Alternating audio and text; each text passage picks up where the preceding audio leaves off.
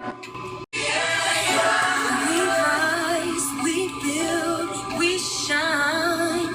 Future's ours, we gon' redefine. We stand tall, hands together, we fight the fight. From Black Wall Street to stars, we claim our light. Through the storms we invent, we thrive, we create. For the youth, keep the faith, we gon' build the state. FBA, it's our time today.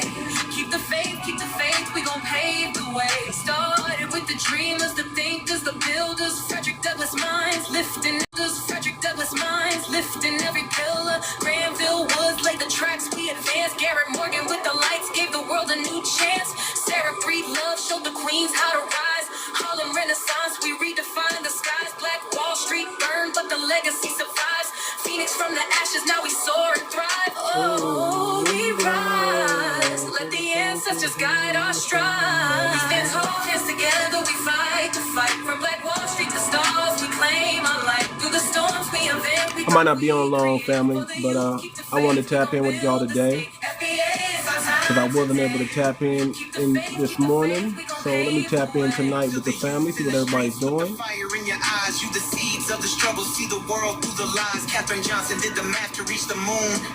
And the future's in your hands, revolution coming soon. Don't let them take your name, don't let them dim your light. Y'all come on up in here. Power, keep it burning in the night. Tuskegee minds, we elevate, innovate. Brick by brick, we gon' build the state.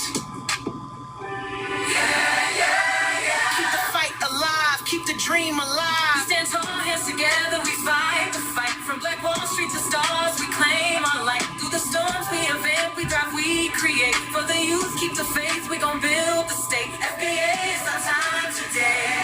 Keep the faith, we gon' pave the way. Lift your voice like the marchers in Selma. They heard, now we echo through the globe. Louder than their words, on your land, on your brand, build a legacy. Communities united, that's supremacy. Like Tulsa back in the day, watch us rise again. Foundations for the children, generations to win. From the soil to the skies, we the soul of this land. Foundational Black Americans, together we stand. Keep the fight alive, keep the dream alive. We stand tall, hands together, we fight the fight. From Black Wall Street to stars, we claim our light. Through the storms we invent, we thrive, we create. For the youth, keep the faith, we gon' build the state. FBA is our time today. Keep the faith, we gon' pave the way.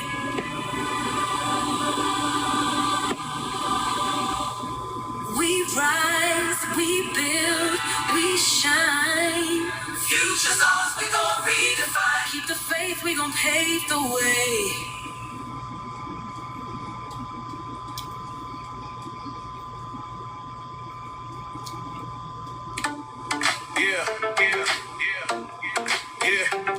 We do it for the culture. You know what it is. West side. Let's do it for the culture. I'ma do it for my FBA. I'ma do it for my people. I'ma do it cause I'm FBA. 2 steps for my people. Move the line forward every day. I'ma spend on my people. Black on doing every day. Rising up, that's the vibe we on. Every dollar in my hand got a righteous home. Keep it in the fam, circulated strong. Black owned, black excellence is where I belong. From the block to the boardroom, making the way. Respect for the queens, kings paving the way. Sunday cookouts, love shining through the day. We supporting every hustle, every dream we portray. FBA, that's the lineage, legacy flows. Built this nation from the ground, everybody knows. Love my brothers, love my sisters, we the heart and the soul. From the hood to the birds, we keep the culture in control. For the culture. I'ma do it for my FBA. I'ma do it for my people. I'ma do it cause I'm FBA. 2 steps for my people. Move the line forward every day. I'ma spend on my people.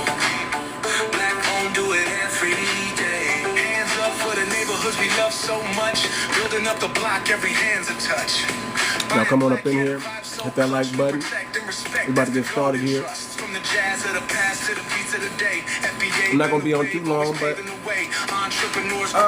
miss the family, man, so I wanted to chop it up with whoever's available tonight. Black love, black pride, we the beacon of light. Generational wealth, we securing it right. From Crenshaw to Harlem, we igniting the night. West Coast energy. FBA, this our birthright.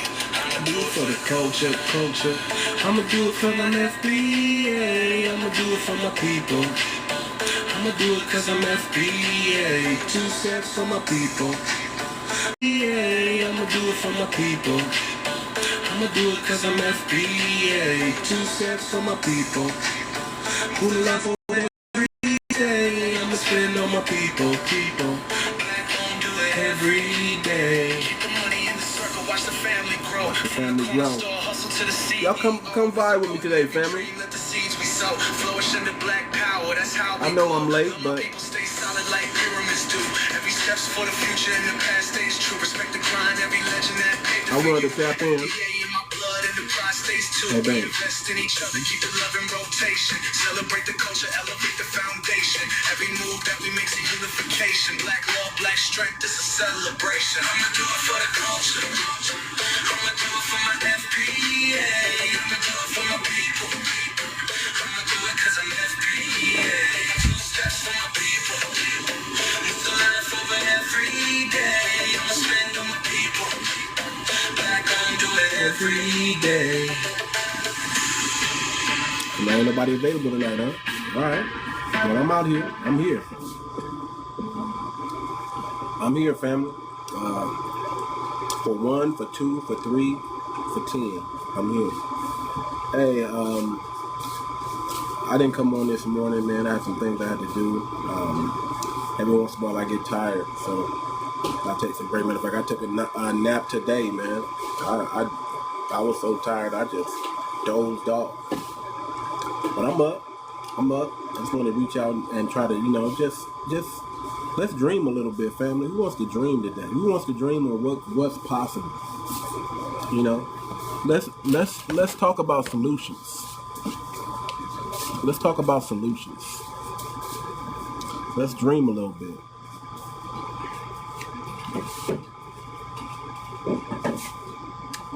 Let's dream a little bit, family.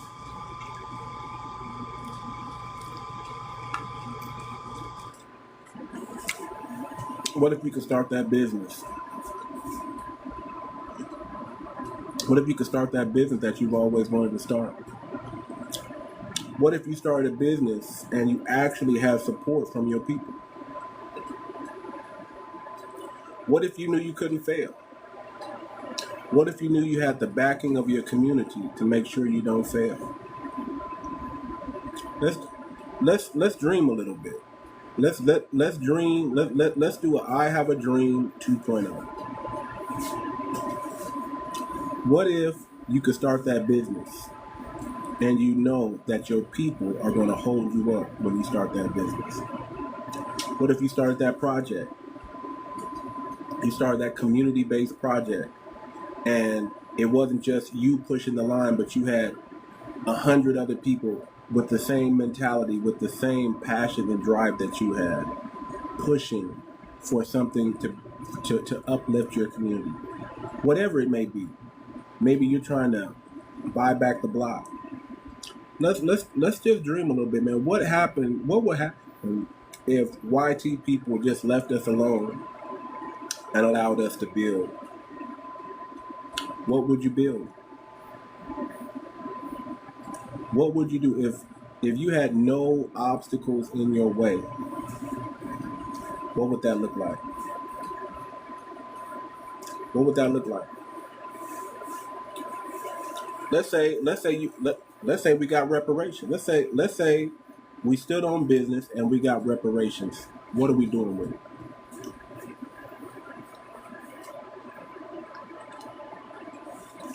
What are we gonna do with it?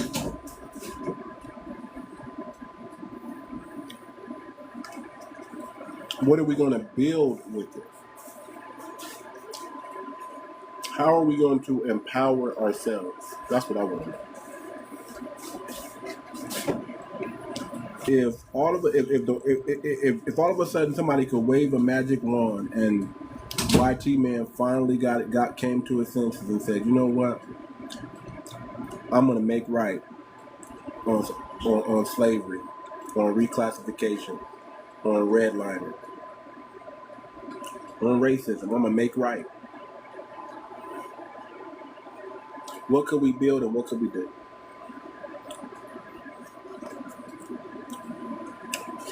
If Black Wall Street never got taken down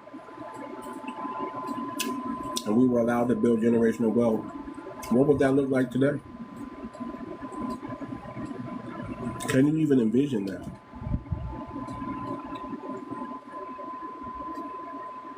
Because a lot of times we're so full of doubt, we're so full of unbelief, we can't see what's actually possible. I want you to think about that. A lot of times we're so mistrusting, right? We can't see what we can actually build together if we just trusted each other.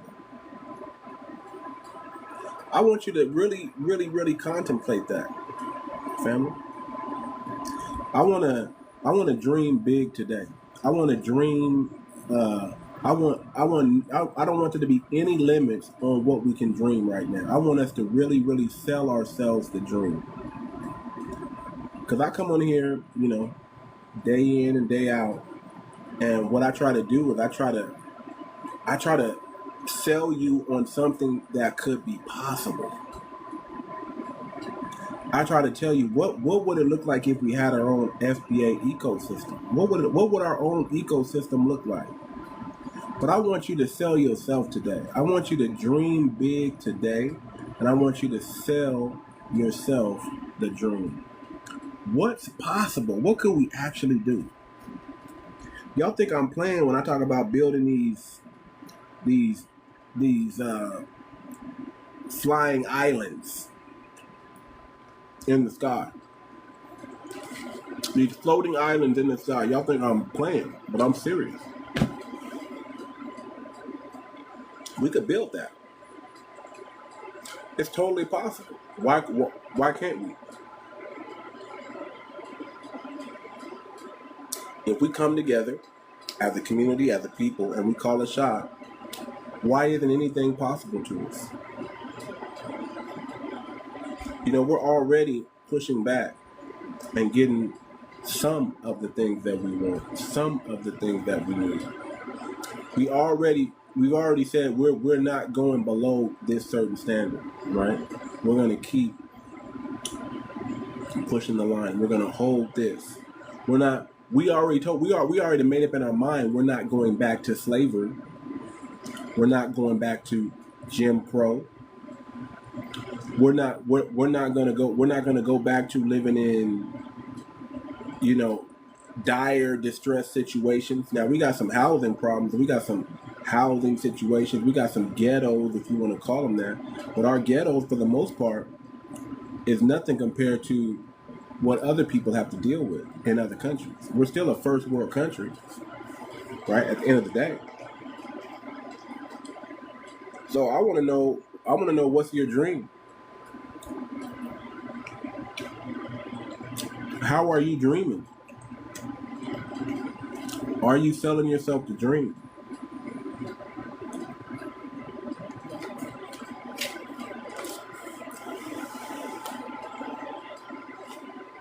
What's the first thing that you focus on when you wake up in the morning? That's what I want to know.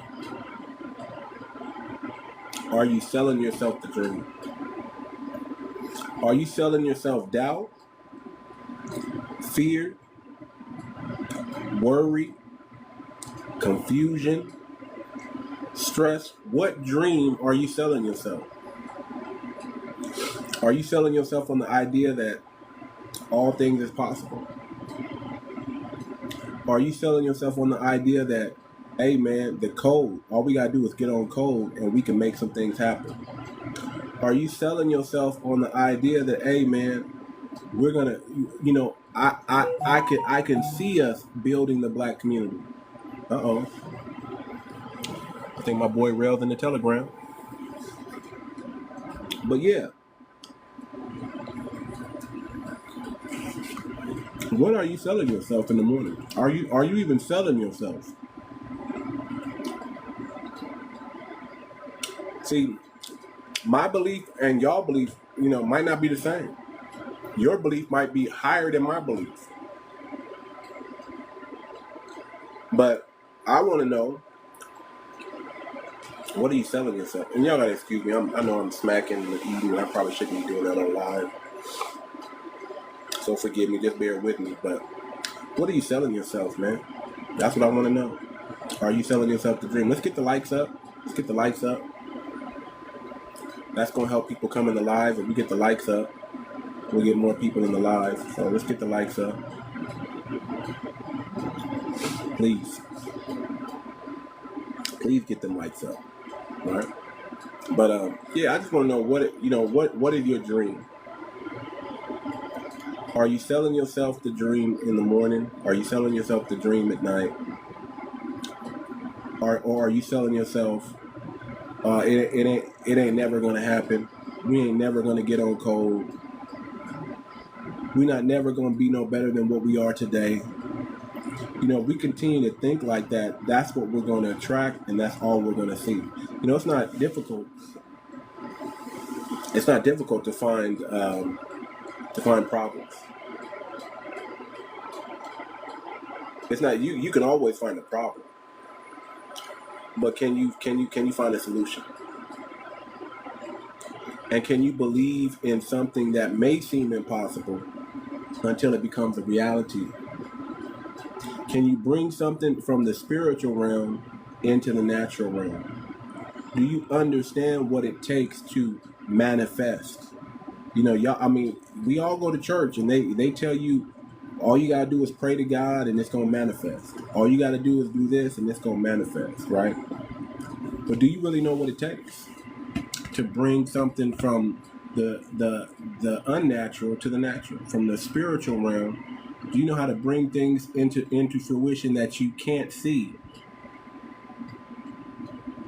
The unseen world into the things that are seen, right? See, in the spiritual realm, everything is done. It's like you don't need to build in the spiritual realm because it's already built. You understand what I'm saying? You don't need to build anything in the spiritual realm because it's already built. There is no need to believe in anything in the spiritual realm because it's a place where you just know. There's no learning curve. There's nobody that's going to teach you how to do anything in the spiritual realm. You already know how to do it. It's only here that there's a learning curve. It's only here that you have to build because it's already built in the spiritual. It's already here. It's already happening. Does that make sense? It's already happening. You just have to manifest. You wouldn't have to manifest. You don't have to manifest anything in the spiritual realm because it's already manifested. You understand what I'm saying? All your needs are met already in the spiritual realm. You're trying to get your needs met here on earth, here in this natural realm.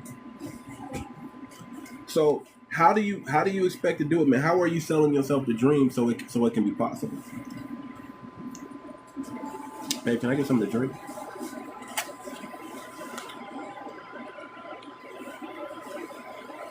How are you selling yourself the dream? Are you selling yourself? Again, are you selling doubt? Are you selling doubt? Are you selling fear? Or are you waking up with that mentality and that mindset that, hey, each one teach one. All we got to do is get on code and everything is going to be all right. Are you telling yourself that? See, we can have it all, and we can have it soon, and we can have it now. But it's all based on what's going on up here. It's all based on what you think about, what you focus on. What you focus on, you will get. That I can tell you. If you focus on the negative, all you're going to see is the negative. If you focus on the positive, all you're going to start to see is the positive. We all have a reticular activator. Anybody know what a reticular activator is? A reticular activator is like somebody saying pink elephant or slug bug. You ever play that game Slug Bug? Slug Bug is how you really operate in the reticular activator, right? The moment you see one slug bug, you start seeing many more slug bugs, right? That's called a reticular activator. If I say pink elephant, it's hard for you not to envision a pink elephant. And then, you know, some way, somehow you start noticing the pink elephants. That's we all have a reticular activator, and you need to activate it. What are you thinking about? What are you focusing on? What do you believe? See, my mind, like I said, whenever I start any endeavor, whenever I start any project, I make sure that I don't sell myself doubt. I make sure I don't sell myself fear. There are concerns, yeah. I want to handle the concerns. I understand and know the process and what's it going to take to bring things to pass. So I know everything's not going to be peaches and cream. Everything's not going to be roses. I know I'm going to run into some hardships. But I don't sell myself on the hardships. I sell myself on the end result. What is the end result? What do I want to accomplish? What am I set out to do? That's what I focus on, family. So when people come to me and say, oh, this won't work or that won't work, my mind's already made up. I done already sold myself on the vision. I done already sold myself on the possibility. I done already sold myself on the work it's going to take to get it off the ground.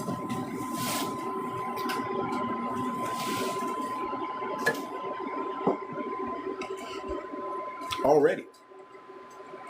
And I'm not going to let somebody come in and sell me something otherwise. I believe in Foundation of Black America. I believe in our people. I believe in our lineage. I know that we went through a lot. We under a lot of propaganda and witchcraft, but so was the whole world. Thank you so much. But I believe in us that we as a collective, we as a group, we working together on code, we can accomplish anything.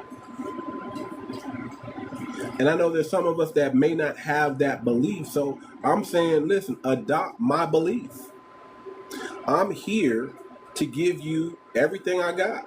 I'm saying adopt my belief. My mind, adopt my mindset. My mindset says that whatever I put my mind to, I can achieve. Adopt a winner's mindset.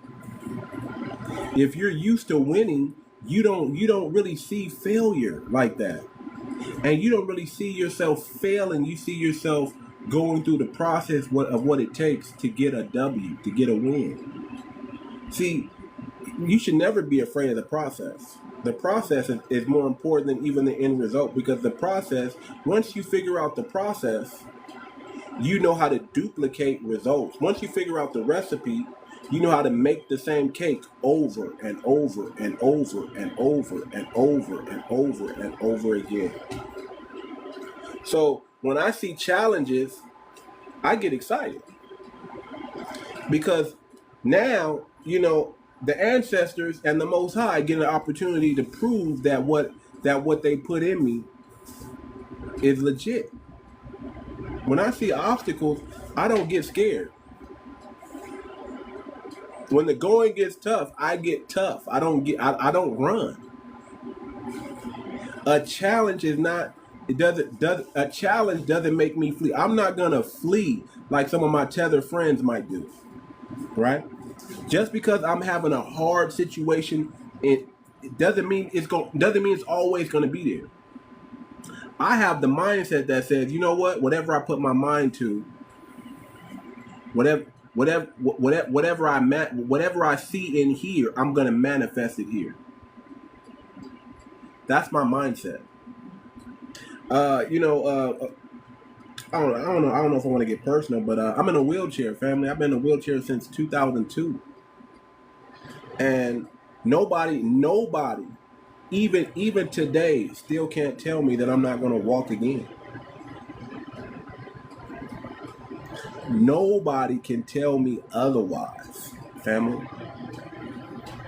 Nobody. I still have the belief today, and it's just as strong as it was from the very beginning. I'm delayed, but I'm never denied. I'm actually used to winning. I really am. I'm used to winning.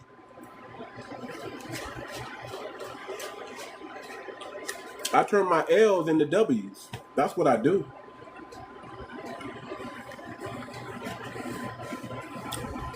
I'm big right now, but I guarantee y'all gonna see me slim down. Y'all gonna be like, too much lost art. See, y'all think y'all used to seeing me like this. I'm not used to seeing me like this. This just happened within the last 2-3 years. I'm the biggest I've ever been in my entire life. Ever. But I guarantee you're gonna see me slim down and get cut again. I guarantee it.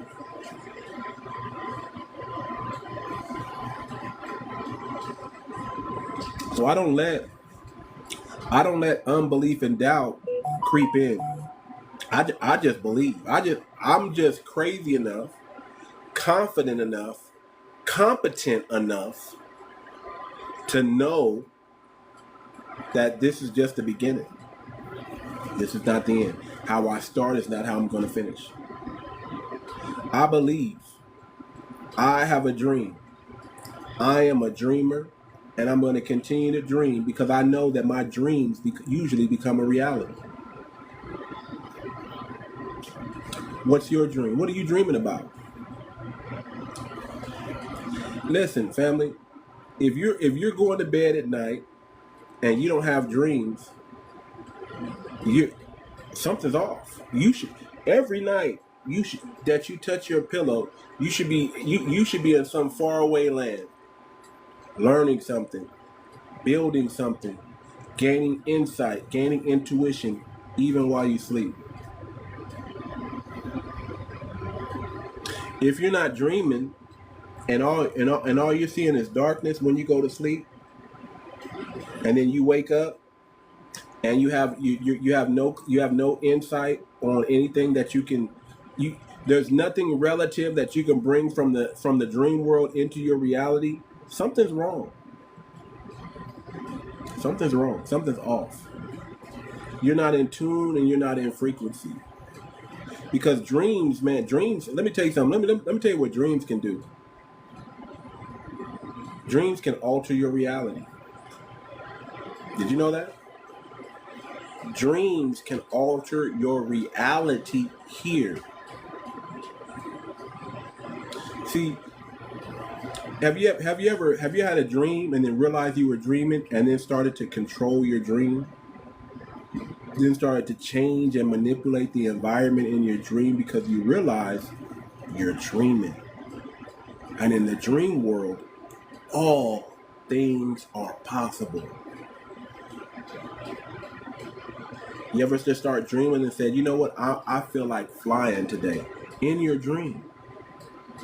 And you just start. You ever done that?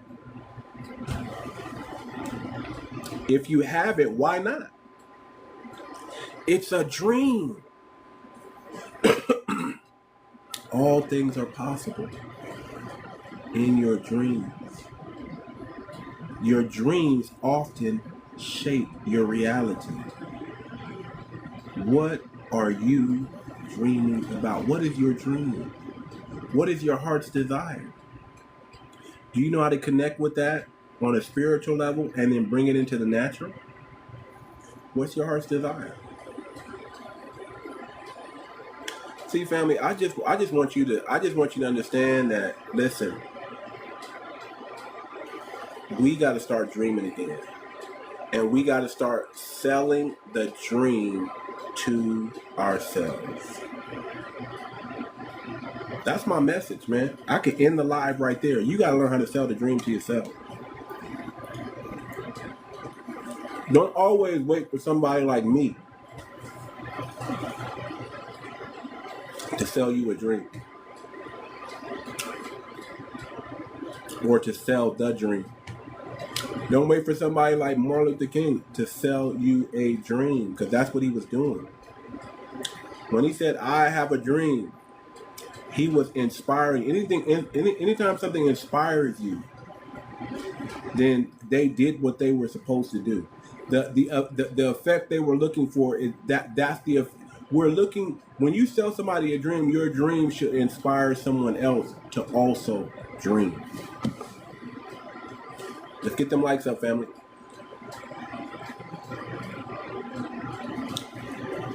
Your dream needs to be so big that everybody can fit in it. If you're gonna dream, why dream small? If you're gonna dream, if you're gonna go to sleep and lay your head on the pillow and have a dream, why not fly? Why not conquer a galaxy? Why not defy reality? Why not bend the rules? Why not manipulate the dream world? Don't let the dream manipulate you. You manipulate the dream. If you're going to dream, think about it. Have you ever had a dream and then realized you were dreaming? That's power. That's power. I want you to understand and know that we all got dreams. We all got dreams. But we can forget about them. We can table them. Reality can sink in and we stop dreaming.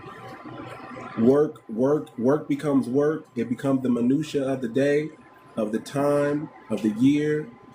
Everything begins to compile and add on. Before you know it, you're putting your dreams on the back burner and you're putting everybody else's dream before your own. And I'm telling you, hey man, it's time that you dream again, family. It's time that we dream as foundational Black Americans.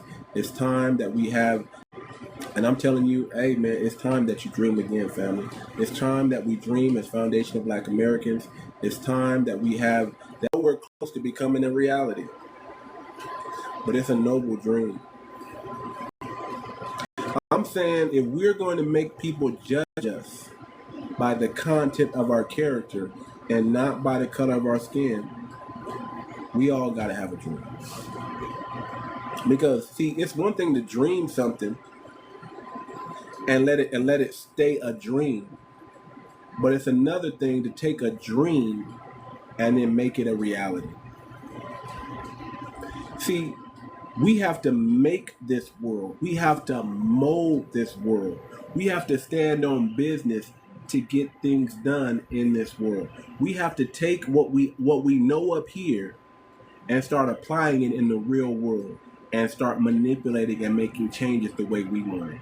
We know and we understand that the system that we're all in, this fiat currency, it's a rigged system. It's a rigged game. Out of each other and say, hey man, you know, why even try? You know they're gonna win in the end. Out of each other and say, hey man, you know, why even try? You know they're gonna win in the end. You know they're gonna win in the end. We can have that mentality. We can sell ourselves on what not to do, on how we shouldn't operate, and how we shouldn't have a goal, and how we ain't never gonna be. We can sell ourselves on that, or we can sell on, hey, get cold. We can make it simple, or we can make it confusing, family. I'd rather just make it simple. Get on code.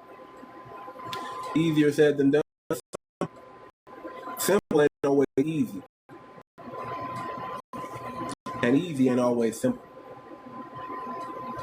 Simple is simple. It's simple, family.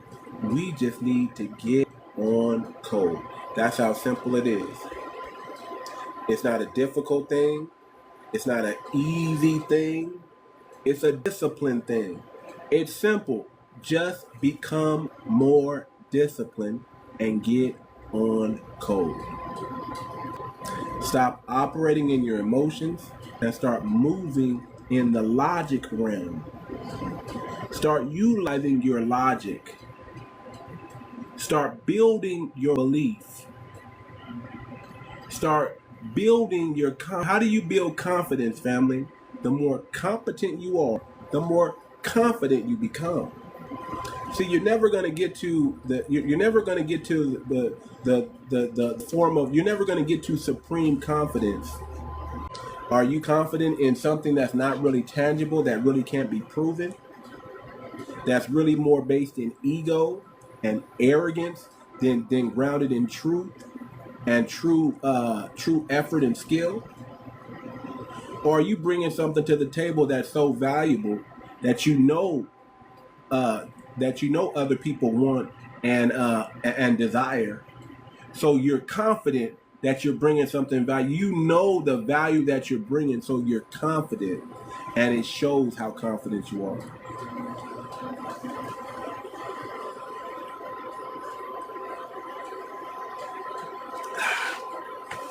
It's hot where I'm at, family. I don't know where y'all at, but it's hot. So if y'all see me start sweating, I got these fans on me. But I'm here.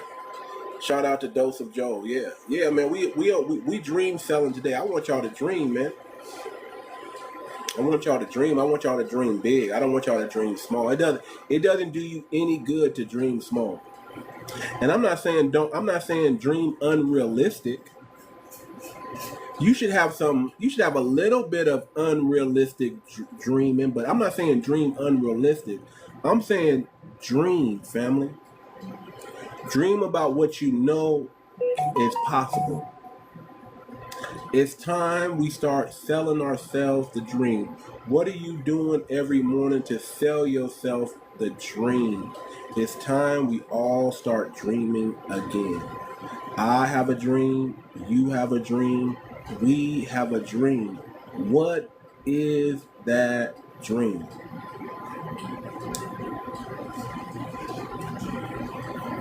If Martin Luther King was alive today, what would his dream be today? We know what his dream was back then. That integration thing, we did that already. And guess what? Some of those dreams became a nightmare. You know, the moment we integrated, the moment we stopped supporting our own. And we should have never done that. We should have integrated, but we should have always stayed with our base. We should never have gotten too far away from the base. We should never have gotten too far away from the base. We got to stay even more locked and sync with our base. Our base is everything. The code is everything. Our lineage is everything. Our people is everything, family. So we need to have a dream that's so big that everybody in our lineage can fit in this dream. I have a dream that one day, YT will leave us alone. I have a dream. I have a dream that one day YT will leave us alone and let us build the way we're supposed to build. Yeah. Now, Martin Luther King started talking about wealth. He started talking about equal distribution of wealth. It wasn't just wealth. He started talking about equal distribution of wealth. And he knew that and listen, the elites knew that all people can get on board with that. Especially if you downtrodden. Equal distribution of wealth, when you start talking like that, that's when you know the government's watching. But what is our dream today? Is it equal distribution of wealth? Is it an ecosystem that we can thrive in? Is it generational wealth that we've been missing out on? They're having the greatest wealth transfer is happening right before our eyes, and a lot of us are not going to be able to capture that wealth transfer. The baby boomers, family, the baby boomers are transferring trillions and trillions and trillions and trillions of dollars of wealth to the next generation.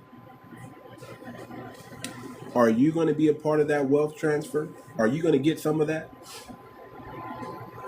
Probably not. Let's be realistic.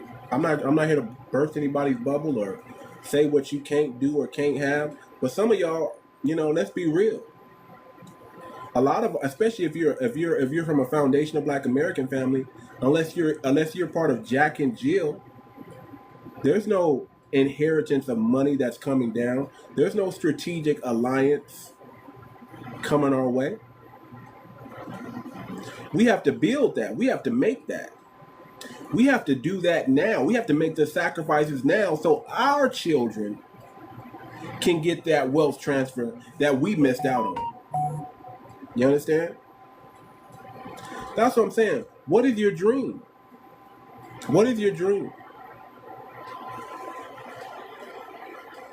Are you dreaming small? Are you not dreaming at all? What is your dream? We need to be dreaming, family. We need to dream about what we can do in our community that's possible. We need to be dreaming about, hey, how are we going to shape the next 5, the next 10, the next 20 years of our life? How are we going to make, what changes are we going to make? How are we going to grow? What do we want to see? What do we want to leave the next generation that maybe wasn't left to us? You know what I want to leave to the next generation? I want to leave the next generation an ecosystem. A thriving ecosystem that can't be destroyed. A thriving ecosystem that can't be destroyed. I want to create a Black Wall Street 2.0. I want to create a Black Wall Street where our people can come and thrive and have fun and be entertained, and we can love one another, and we can vibe and just be in one accord. I want to attend the Players Ball 2.0. I want us all walking in with Mink something. You know what I'm saying? I want us all walking in with our own name brands on our t-shirts, not theirs. I don't want any Gucci. I don't want any Prada. I don't want any Fendi. I don't want any Louis. I want nothing but foundational Black American names. I need to see some Crawfords. I need to see some Jacksons. I need to see those names on our t-shirts that we revere, that we make poppin'. I don't want their names. I want to see some of our American Indian and indigenous names. We need to start businesses in that. I want to represent us. I don't want to represent them. I don't want to wear nothing that they got. I want to listen, family. I want us to go back to picking our own cotton. I want us to create our own shirts. I want everything in-house. I don't want to have to outsource anything. I want us doing it all for us. See, cotton industry was a $1 billion, $1 trillion industry. But we didn't get to capture that. They did. We picked the cotton for them. I'm saying let's go pick the cotton for us. We made blue jeans popular, family. We created the blue jean. Nobody was wearing jeans outside of us. We made that fly. We made that popular. Why don't we have our own 501 jeans? Why don't we? What will we call? Here's something to think about, family. What would we, if we had our own blue jean company? What would we call it? How would we brand it?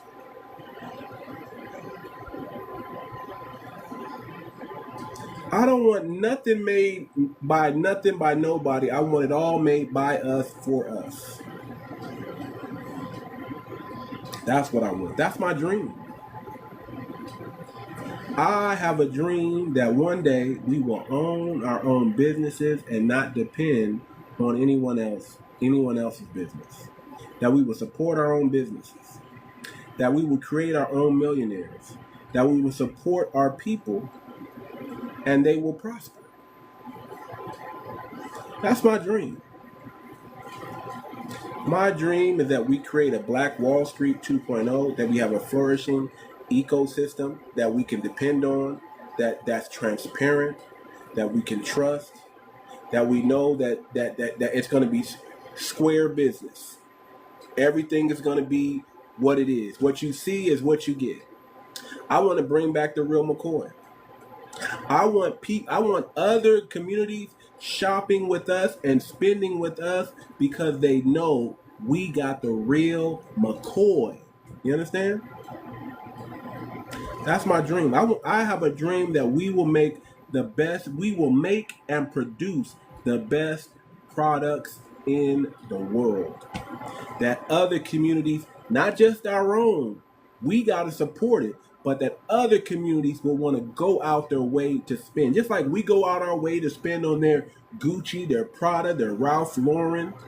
I have a dream that we are going to have that same effect amongst each other. That we are going to spend like that with our people. I want to resurrect the real McCoy.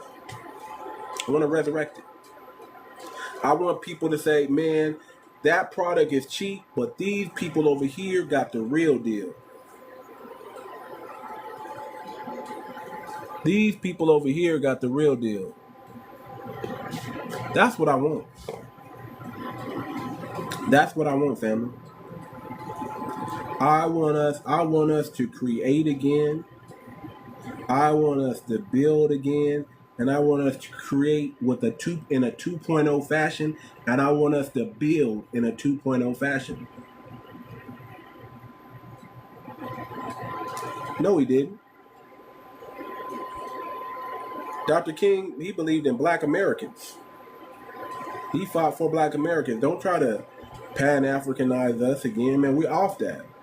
Don't come in here and try to tell us who our people are. Don't try to tell us who our foundation of Black Americans, what they believed in. That's not true. That's a lie. That's why we delineated from you guys, because y'all are tethered. You lie so much. That's why we're distancing ourselves from you, and we're gonna let you stand on your own 2 feet. We're not gonna help you stand. We're not gonna uphold you in this community. We're gonna call you out. All you tethers, we're just gonna call out because y'all lie so much. Y'all lie so much, man. I'm tired. All right, listen, brother. We not on that. You go build up your country. You go build up your continent. We gonna worry about the United States of America. We're going to worry about the Black community here in the United States. We're not going to worry about what's going on across the seas. We're not going to worry about what's going on in those little islands over there. That's none of our business and none of our concern. See, you're over here just to make money. We're not here. We're not living in this country just to make money. We can already do that. We already make money. It's bigger than that. You see what I'm saying? See, we don't go to your country and try to make no money over there, because we don't care about making money over there in your country. We don't care about the resources that you have over there in your country. We care about what's going on in the United States. That's what we care about. If you don't care about what's going on in the United States, take your butt back to your homeland and care about what's going on over there. Care about the people, the 90% of y'all that are in poverty that you got to fix. You got to fix that. You can't come over here and tell us, Martin Luther King was a Pan-African, because he wasn't. You can't come over here and tell us about the people who are from our culture. Just because somebody visited Africa don't make them a Pan-African. That's not how it works. I'm saying, family, we got to go back to dreaming, and we got to dream big. We got to dream in 2.0. We got to start dreaming in 4D, 5D, 6D. We got to start. We got to start dreaming big, or nothing's ever going to change, or we're going to become stagnant. Who's going to be who is going to inspire us? Who is going to inspire us? Brother, you're messing up the energy of the room, and I would just say get out the room before I block you. How about that? Because it's not about what you're talking about. We don't care about your minerals and who's stealing what over there. You go worry about who's stealing your minerals, and you go fix it. You see what I'm saying? We're talking about dream. We're talking about dream selling. We're talking about vision. We're talking about I have a dream 2.0. We're not talking about what you're talking about, brother. We're dreaming over here. Don't mess up the room. Family, there you go. Keep dreaming. That's what we're going to do. We're going to dream over here. You go drive that Uber. How about that? You go drive that Uber.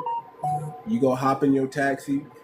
You turn your light on, and you go make you a few dollars, so you can send it back to grandma, back home. You understand? That's what you do. But family, we gotta dream big, man. We got to dream big. We got to think big. We got to do everything big. We have to make a bold statement now. I think it's time that we make a bold statement. I think it's time that we show that bravado and show that moxie that we've always had. I think that's what time it is. I think that's what time it is, family. I think it's time we make a bold move and make a bold statement. Something so bold that the world has to look at us and be like, what? And then when we pull it off, all they can do is marvel in our glory. Wow. Black American did it again. I think it's time, family. I think it's time, family. I think it's time, family. I think it's time that we focus on ourselves, focus on our communities, and we start making that bigger than life. I have a dream. 2.0. Black Wall Street 2.0. That's what it's time for. That's what we need. My brother 𝗖𝗶𝗴𝗵𝘁𝘀𝗀𝗶, how you doing, brother? All right, let me bring my brother up here, man. What's good with you, brother? I was just thinking about you the other day, too, brother. Yeah, I'm good, brother. I was thinking about you, too, man. Look, I'm off work tomorrow. After church, we should link up. Let's link up. I'm with you. Okay, for sure. I'll shoot through. I'll push through. You only live down the street. Hey, you got my number, so yeah. Let's go up. Let's go get something to eat. All right, bet. Bet, let's do that. Okay. For sure. I'm going to mute up and for the next half hour. I got to finish charging. Okay, good talk, brother. I'm just really telling our people real quick. For sure. All right, brother. That's my brother right there, man. We're going to link up, man. That's what I'm saying. We as FBA, we got to link up, man. We got to show love to one another. We got to show grace and mercy to one another. We got to break bread. We got to come together. And we got to make it happen. I was just thinking about my brother the other day. Matter of fact, brother, you got to join the Telegram, man. We got some great things happening in the Telegram, brother. You need to be in the Telegram, brother. You need to be in the Telegram. And this is my brother, y'all. We my brother, the Hebrew Israelite. You know, nothing wrong with that. I know a lot of Hebrew Israelites. I'm a foundational Black American. You know, I could be a Hebrew Israelite. You know, I'm not taking nothing away from that. But I just got love for my brother because he's from the same lineage as me. You know, and that's what it is, man. And we're gonna get it popping on just off that alone. You know what I mean? But yeah, let's link up, brother. Tomorrow, let's go grab a bite to eat after church. Let's chop it up. Matter of fact, I might grab my other Hebrew Israelite brother, and we just do it like that, and we all just come together and start, building. Start building. I'm with it. Hey, can I get something else to drink? Some water or something for the please? But family, we gotta dream big, man. We gotta go back to dreaming. It's time that we dream and we dream big. It's time that we dream in 2.0. Thank you. I'm hot.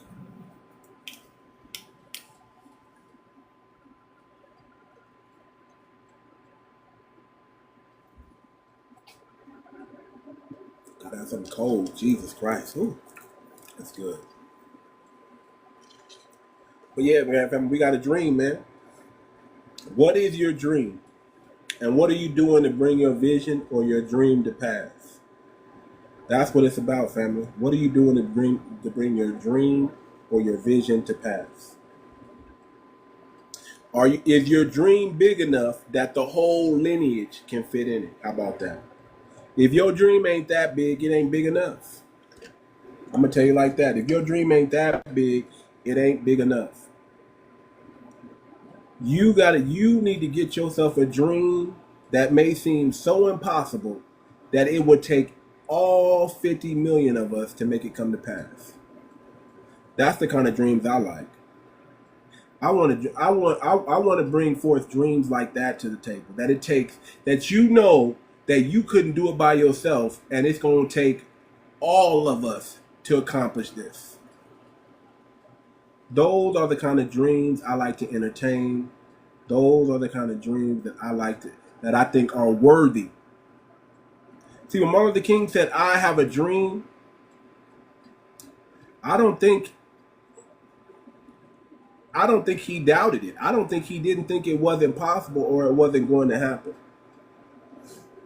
Now we know that his dream got sabotaged, because that's what the enemy's job is. The enemy's job is to unalive, steal, and destroy. That's the enemy's job. So don't think that you're not don't think because you're trying to grow a rose that you're not gonna get some thorns.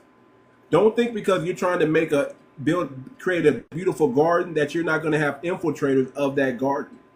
You're not gonna have bugs and pests and all kind of other things that are there to sap and take away from the dream that you're building. Don't think that, man. Listen. We're not in the spirit realm. The spirit realm, everything is perfect. It's all weak, but when you're in the natural, you got to build it, family. Your job is to build it, and your job is to protect it. Build and protect. The moment you build it, opposition is coming. The moment you start building it, opposition is coming. Your job is to build it in spite of.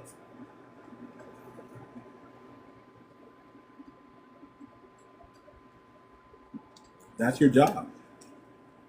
Don't think when we build this Black Wall Street 2.0 that the oppressor is not coming, because he is. You have to understand that that's going to be part of life. But that don't mean you stop dreaming. Bring up my boy Crypto. I said, pull me up. All right. There you go. The invite. That don't mean you stop building. You got to keep building. Build in spite of. I'm here to tell you that I have a dream. I have a dream of an ecosystem that is impenetrable. Oh, you're on your PC? You can't, I sent you the invite. Can you see it? It should let you come up, I'm assuming. I'm gonna have to start going back. I'm gonna start opening my PC and start trying to start my lives with on my PC instead of using my phone. I don't know. You don't see it? Check in your notifications. See if there's something in your notifications. Check. Let me try to send it again. Hold on. Let me try to send it again. Oh, it says I already invited you, so it won't let me send it again. Or let me cancel it, and then I'll send it again. There we go. I canceled that old one, and I sent it again. Well, family, we got a dream, man. Imagine if all 40, 50 million of us start dreaming again. Imagine what we create. Imagine what we can build. Imagine what we can do. Because everything starts with a dream. Everything starts with a vision. You got to have a vision for your future. If you don't have a vision for your future, you're not shaping your future. You're letting the future shape you. We should be building and creating our future. Our future should not be building or creating us.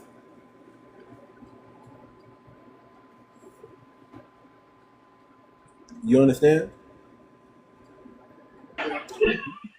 We should be. Really, I kind of feel dumb. Let me mute you up, brother. We should be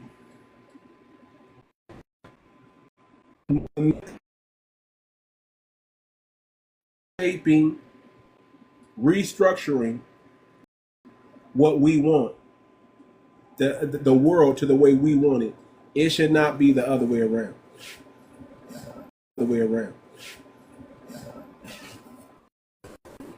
You see how hip hop is shaping and restructuring the world? That's because we invented it. That's because we did that. You see how all our genres of music is reshaping the world? That's because we did that.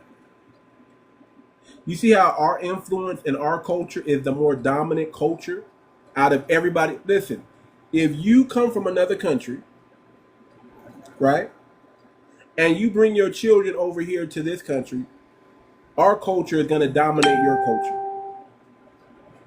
I'm going to say it like this. Even if you're in your homeland, you have a better chance of your culture dominating, but even our culture would dominate over there in your homeland. That's how strong foundational Black Americans are. That's how strong our culture is. Our culture is a dominating and imposing force. That's exactly what it is. And the enemy likes to use it and distort it. The enemy likes to use it and distort it. I'm gonna get some ring lights. Is not working. It went out. I'm pushing this button right here. Let me see. Yeah, it's not working. My ring lights. I gotta give me some more ring lights. I'm using the lamp right now. So, Monique, I will be on your page looking for some ring lights. On your what they call it? Your showcase. I'll be in your showcase looking for some ring lights.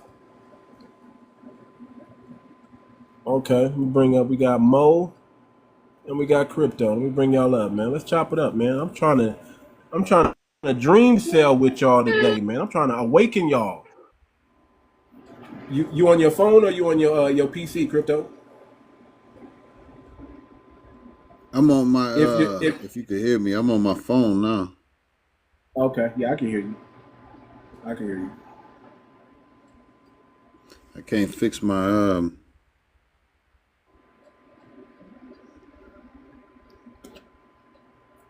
And I gotta give me some new ring lights.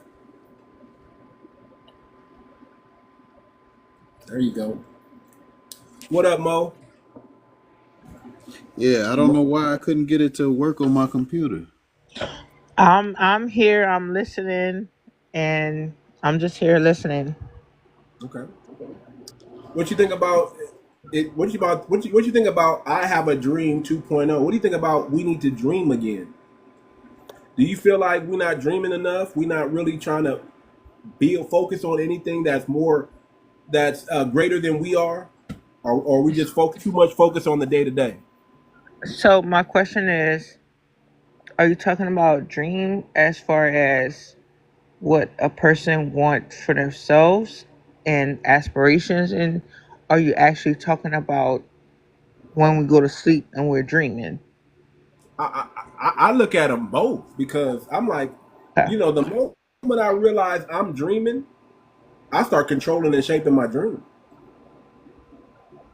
I start flying in my dreams. I start doing all kinds of stuff, right?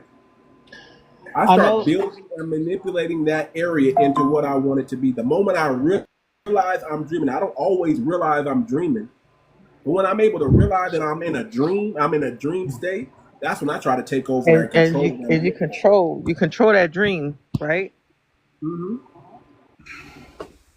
I have been there, and my mom been dead for several years. So there's moments and times when I have a dream and my mom is in that dream, and I'm like, Mm-hmm. hold on, baby. So I'm like, hold on, my mom is dead and gone. My mom is dead and gone.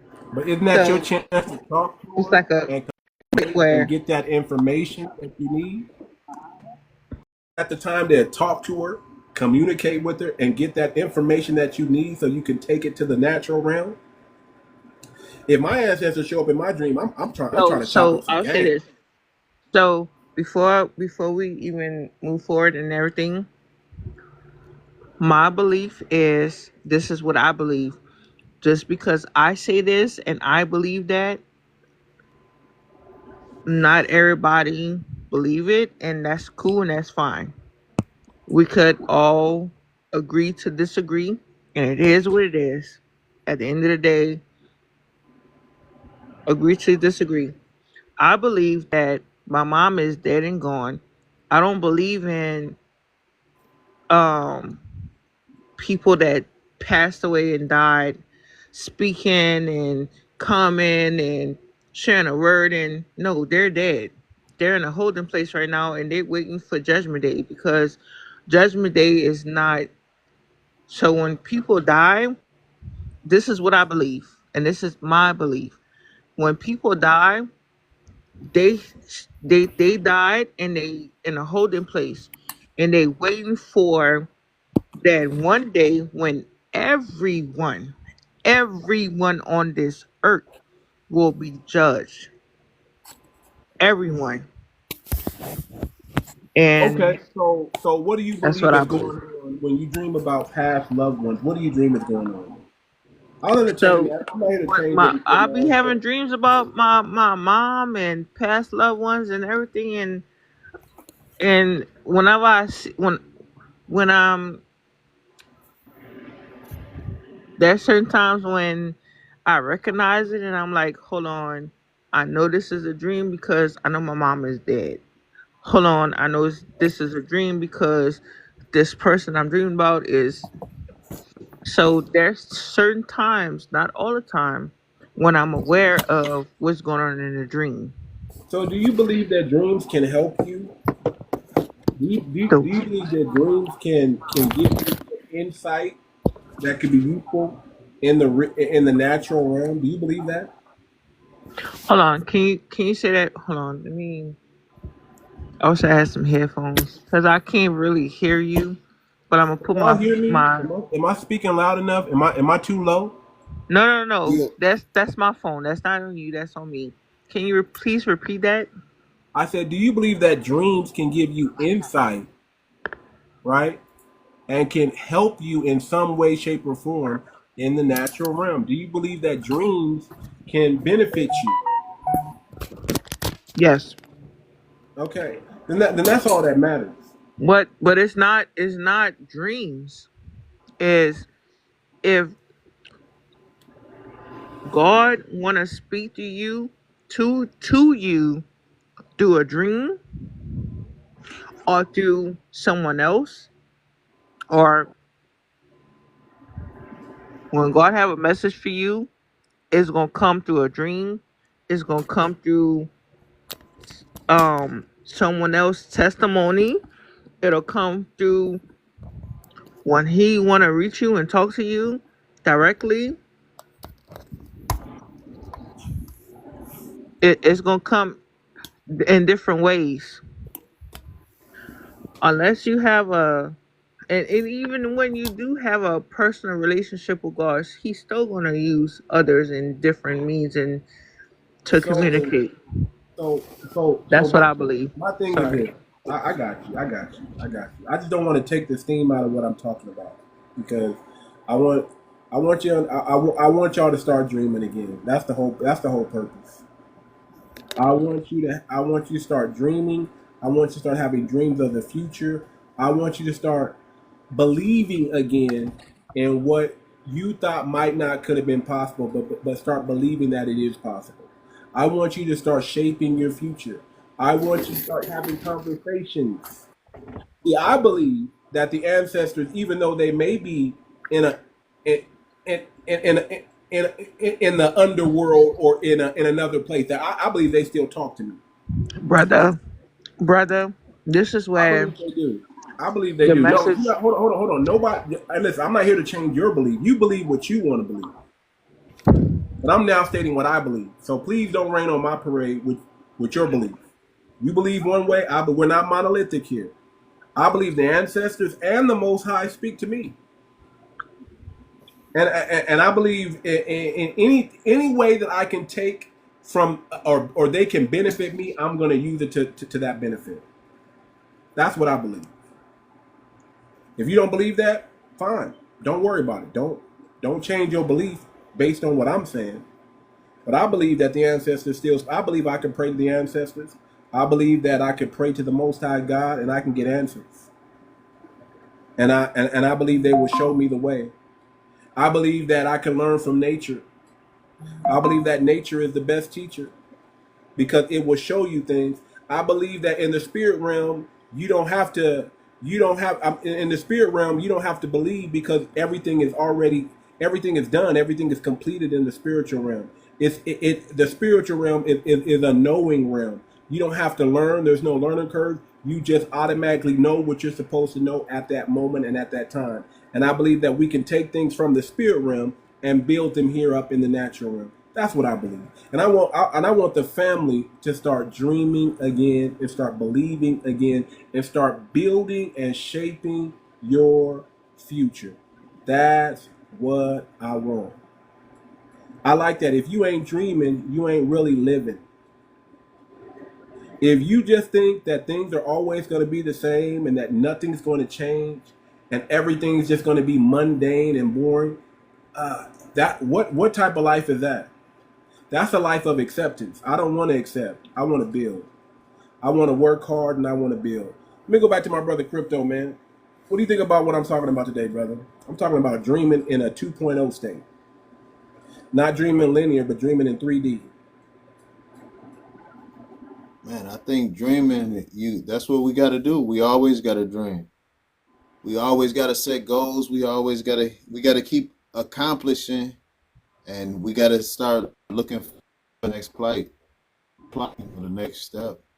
Everybody who sit back and they don't dream and they come with all that negative, they normally Can't reach you feel where their mind is at. You say what? We can tell where your mind is at by how you start talking, man. When you feel that energy shift in the room, you're like, oh man, that's a negative. It's like you could just tell. Yeah. It's contagious if you let it stay around you too long. They have you. It's that woe is me attitude. It's like, oh man, they it's have over. You depressed. Man, I don't want to be depressed. I don't want to live a depressed life. I want to live. I want to stay optimistic. I want to be trying to conquer. That's what I'm a conqueror. I'm here to conquer. I'm gonna bring some more scripture up, right? When Moses sent Joshua down, and he sent some other people, some other scouts down, they went to go scout the enemy. Okay. And a lot of them came back. 5 or 6 of them came back saying, "Man, we are like ants in their sight. They are like giants, and we are like ants. And it's not going to be easy to overtake these people. It's not going to be easy to conquer this people." Then when it got to Joshua was like, "Man, we can take them all out. We got the Most High on our side. They may be taller than us, but we are quicker and more agile than they are. They are like trees, and we are like a sharp sword, and we can chop them down." What type of message do you want to hear when you send your scouts out? Do you want to hear your scouts come back? "Hey man, we might want to reconsider. We ain't gonna be able to take this land. They too big, they too fortified, they too strong. We are like ants in their sight. We are mere crickets, and they are like giants." Or do you want to hear what Joshua had to say? Joshua said, "Hey man, they big. I ain't gonna take away. They big, but we quicker. We faster." Joshua had a solution. Yeah, he's like, "Man, they worship big, but this is how we gonna get it done. This is how we gonna get it done." I want to hear from that guy. That's the guy that I want to be like, "Okay, let's talk." That's the guy I'm gonna bring in closer. And when Moses passed the baton, who was next up to lead? It was Joshua. He was Moses' predecessor. It wasn't Aaron. Aaron couldn't do it, and that Aaron was his brother. Aaron sold Moses out the first chance he can get. He said, "Oh shoot, Moses is dead. He went up in the mountains. He's gone. He ain't coming back. We better build this fatted calf, and we better start work. We better give the people something to believe in now." That's what Aaron was like. But Joshua, man, Joshua was like, hey, man, if the Most High said we can do it, we can do it. And this is how we're going to do it. He didn't just bring back just positive news. He came up with a solution on how they were going to do it. While the other ones, they just came back and said, hey, man, we walked around their city. Man, we were like ants in their sight, and they were just giants amongst us. But that's what it is, family. It's all about perspective. You got to start dreaming again. You got to start believing again, and you got to come up with a plan. See, it's one thing to dream, but after you dream, you got to come up with a plan on how you're going to accomplish that dream. That's why you're always going to hear me talk about the FBA ecosystem. We're always going to be talking about the FBA coin and how it's going to do amazing things for our community, because I truly believe in it. We should have had something like this. Why you feel like it's gonna do amazing things? Say again. Why you feel like that? Why you feel like it's gonna do? Man, I feel like it's gonna do amazing things because it's something that we've needed. I'm tired of being in a rigged system. I want to be I want to be part of an economy that's for me, not against me. That's why I feel it's amazing. I feel the FBA coin is the solution to all our problems.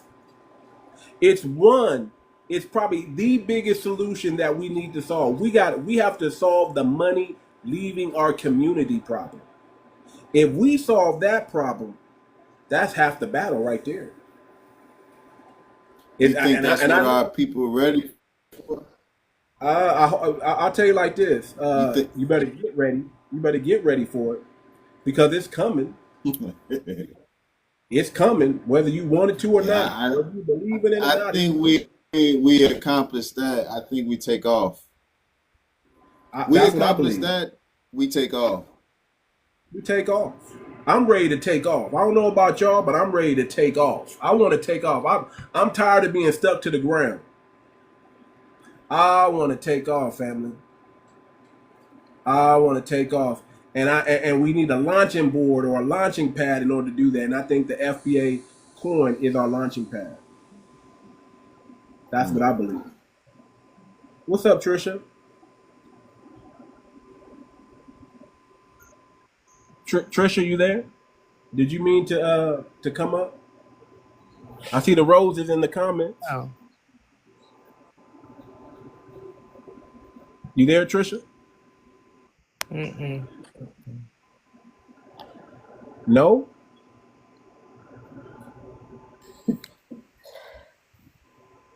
Okay. All right. What's up, Monique? Hey. What's going on? Yeah, I think the community is ready simply because this is the something that they're all asking to be done. What are we going to do? We got to do something. And this is the something. This is it. This is how we're going to move forward. This is the vehicle. That's it. I'm excited about it. What'd you say, Crypto? No, I say I'm excited about it. I think we're gonna be able to conquer a lot going forward. Can you hear me all right? It's like a slight delay. A slight delay. Just a slight one. Oh, okay. Like I'll see your mouth move and then all of a sudden some words will come out like a slight second later. Yeah, I'm doing a different little setup. I don't really like it. Okay. I got the ring light right here in my eye, and it's bright. And it's bright. I don't have the ring. I got this lamp that I'm trying to use in place of the ring, and it's every time I lean forward, it's like my face disappear. But I'm gonna get that. I put a couple in there for you. Say again. I put a couple in the shop for you. Okay. But I'm excited. You said too. you did that fast, huh? Yep. I said, I was gonna do it like a few minutes ago. I remember, and I was doing something, and then he said something. I'm like, let me go do it right now. What was I gonna say? So like that restaurant I sent you, that's kind of like struggling. Like this is the something that needs to be done for like something like that. You know what I mean? Have you ever? That restaurant is struggling. Yeah, struggling or it was struggling. I watched the update, so they're good, but like it took like a day or two So that's what I'm saying, like how we could do it, because it took like a day or two. They put out a message, and then like we might have to close the doors about the business is not like it is, like it should be, and then the update was we might have to go to a bigger place, than that. So yeah, Yeah, but I might go. Joshua, we might have to go there and eat in Riverside tomorrow then, just so we can support that restaurant. We might yep. have to So go there and we have to eat over there. that's one of the things like that could be done. It's like you ain't got to go ask no GoFundMe, got to raise nobody. You don't got to put it out there. Just come to us. We gonna straighten it out. And then, have you ever heard of a cash mob? Cash mob? Mm-hmm. No. So it's like a flash mob, obviously, Okay. but so you like use your network to all support one business on one day or one time, or what I'm saying, like you just come in and just support the business on at a specific time I like period. that. Yeah. I like that. Yep. And it helps to bring people out of those situations. So we've done several of them up here for from my little spotlight group that I had. Cash mob. How do we get it? That's what we need. We need to get a cash mob started. I Yep. like that idea. What is that? The cash mob. Yeah. So it's just so you would contact your network and have them all support one business at one time or in one time frame. It could be, we usually did it like like this business day we're gonna go over there, and everybody's gonna support the business. But it could be set like over a week or whatever if you wanted to. Okay, I could talk now. I just clocked out. I'm on my way to my other job. I'm down to support that restaurant Riverside. We could either carpool or I'll follow you. Yeah, let's do it. meet Let's up. support our people, bro. Yeah, let's do it. Let's meet up there, man. I'll drive, you drive, and then if we want to drive somewhere afterwards, we can do that. I'm with it. Or if you want to call, Yeah. too. Whatever you want to do, but I'm down. Because I'm always supporting black businesses. I'm not gonna front. It's a place out here called George's Chicken and Waffle. I was gonna take you tomorrow, but since this other place need our support, I'll gladly put our dollars on it, and I'll gladly throw it on the internet. And the food look good, man. Man, the food look good, man. What type of food is it? It's fish, shrimp.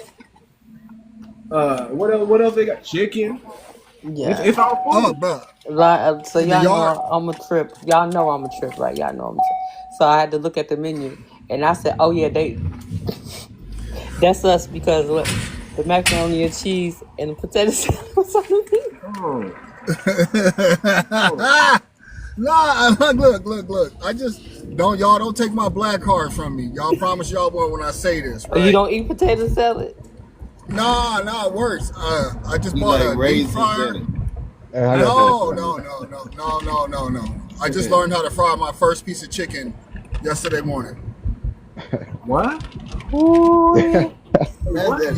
right. That's all right. That just means somebody else was in the kitchen for you. Yeah.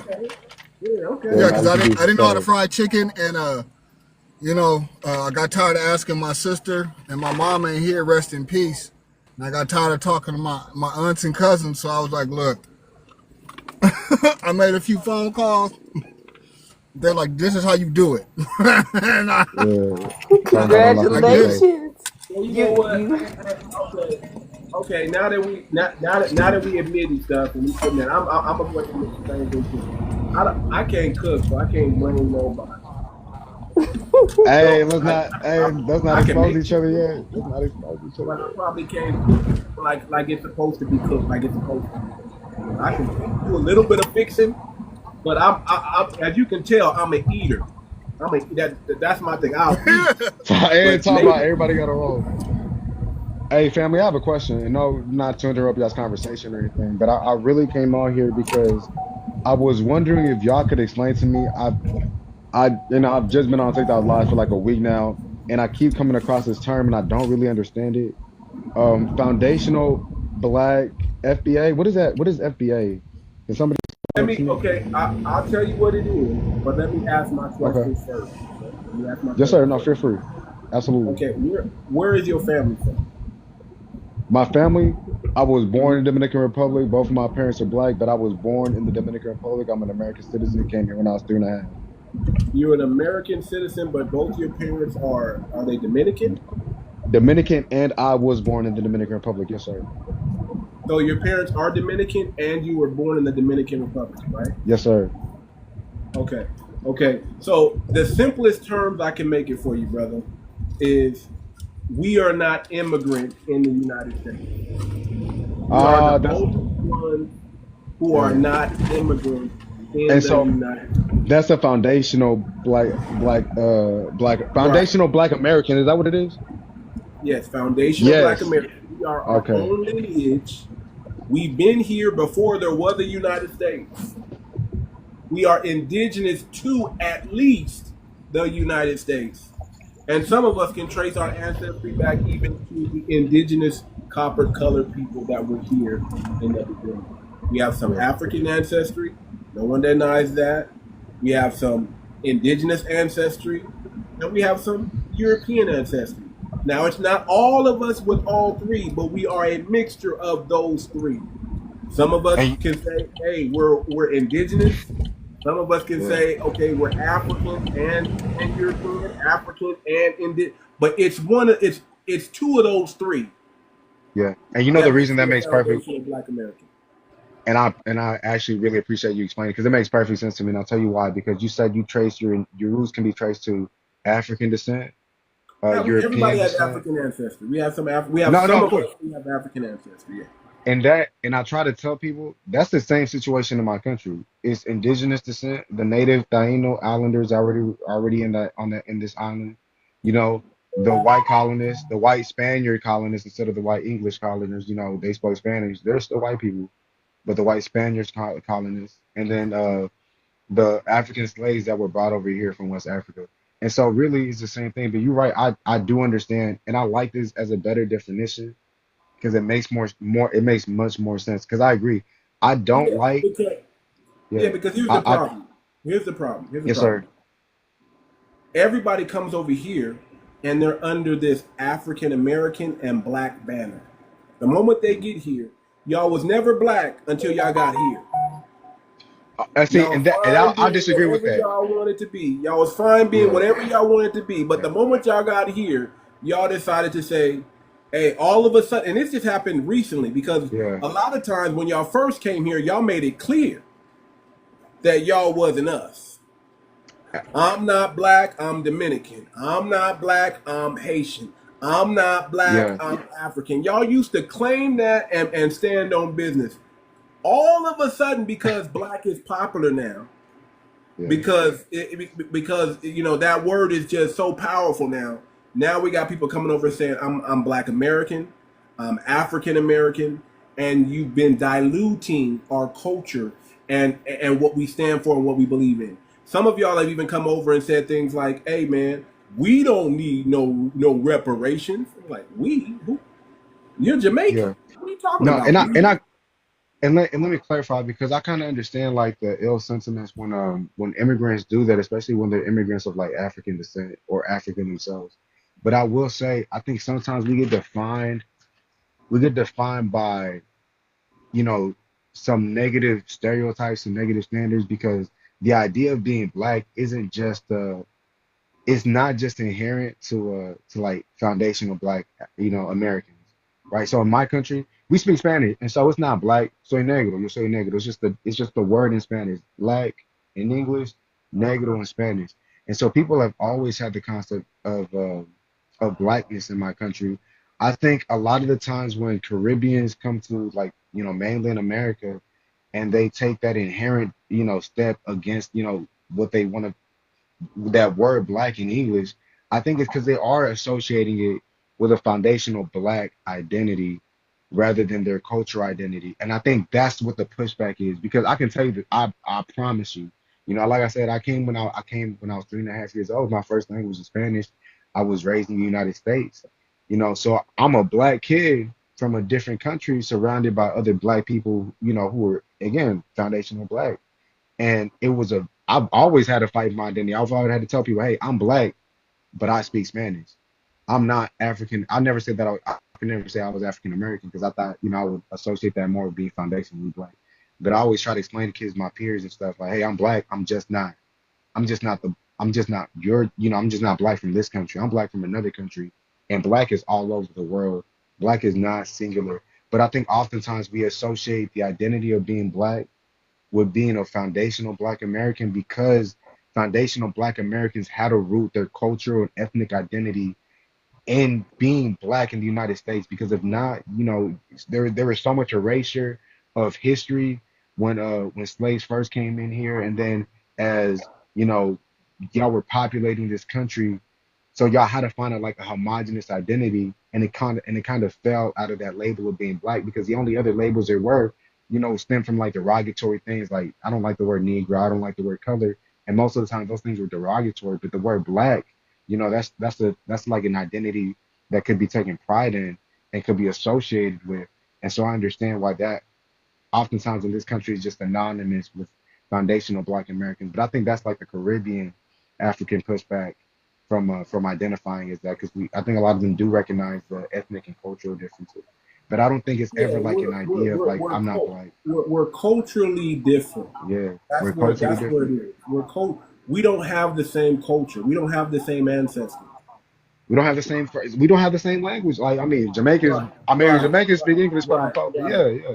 Everybody, see. Here's what we found. Everybody wants to benefit from our culture, but nobody wants to give back to our culture. And I'll Everybody say wants this. to, everybody Yeah, wants to be black when it's culturally acceptable to be black. yeah, But when it's not culturally acceptable to be black, the delineation is quick. yeah. See, we're realizing that that y'all, not you personally, but I'm saying No, as no, a of course. whole, other groups have delineated from us from the get go, and they only want to participate with us when it's beneficial to them. So what do I mean by that? Like, All of a sudden, all of a sudden, they're black when it's convenient. mhm, They want to be black when it comes to scholarship, when it comes time for resources, when it comes time mhm, to wave their that minority flag and put us all under minority. They want to creep to the front of the line, and in the moment they get a chance to practice anti-black hatred, white they're not supremacy. black anymore.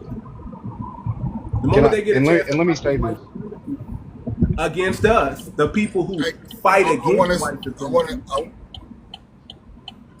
that's the problem. I want to The say moment y'all something. get into it, I want, we realized, hold on real quick, we realized at the Olympics, when we were racing and running, doing what we do, which is fantastic, they weren't rooting for us. They were rooting for us to lose. But the moment we not in that race and we see y'all is tracking it up, go. I don't care if you're Dominican, I don't care if you're African, I don't care if you're Jamaican, I don't care whatever. You black, you melanated. Yeah, We want to see you win. But all of a sudden, that love wasn't shown at us like that. It was like, oh, we got to beat the Americans. Oh, we got to beat them. And it's all black folks, yeah. all of us. And you No, know, it's like too I get much. that. Can I say something, y'all? Yeah, my go bad, ahead. Joshua. I'm listening, sir. Yeah, no, I wanted to say, when we get a chance to sit down and talk tomorrow, I got a dream. I got a dream, and I'm capable of carrying it out with your help. I saw you up there, and I'm like, hey, we got to sit down and talk. But to speak on the brother's thing here, brother, I'm not a foundational black American. I'm a Hebrew Israelite. I'm a fifth generation descendant of the transatlantic slave trade, right? My people been here for 200 and some years. Before America was America. I'm cargo. But the difference between I'm cargo. But the difference between me Because people were already here. My people wasn't. But I do, since I've been here since day zero, I do fully hear and feel the pain, because according to the Hispanic community, your community, and everybody else, there ain't no difference between me and him.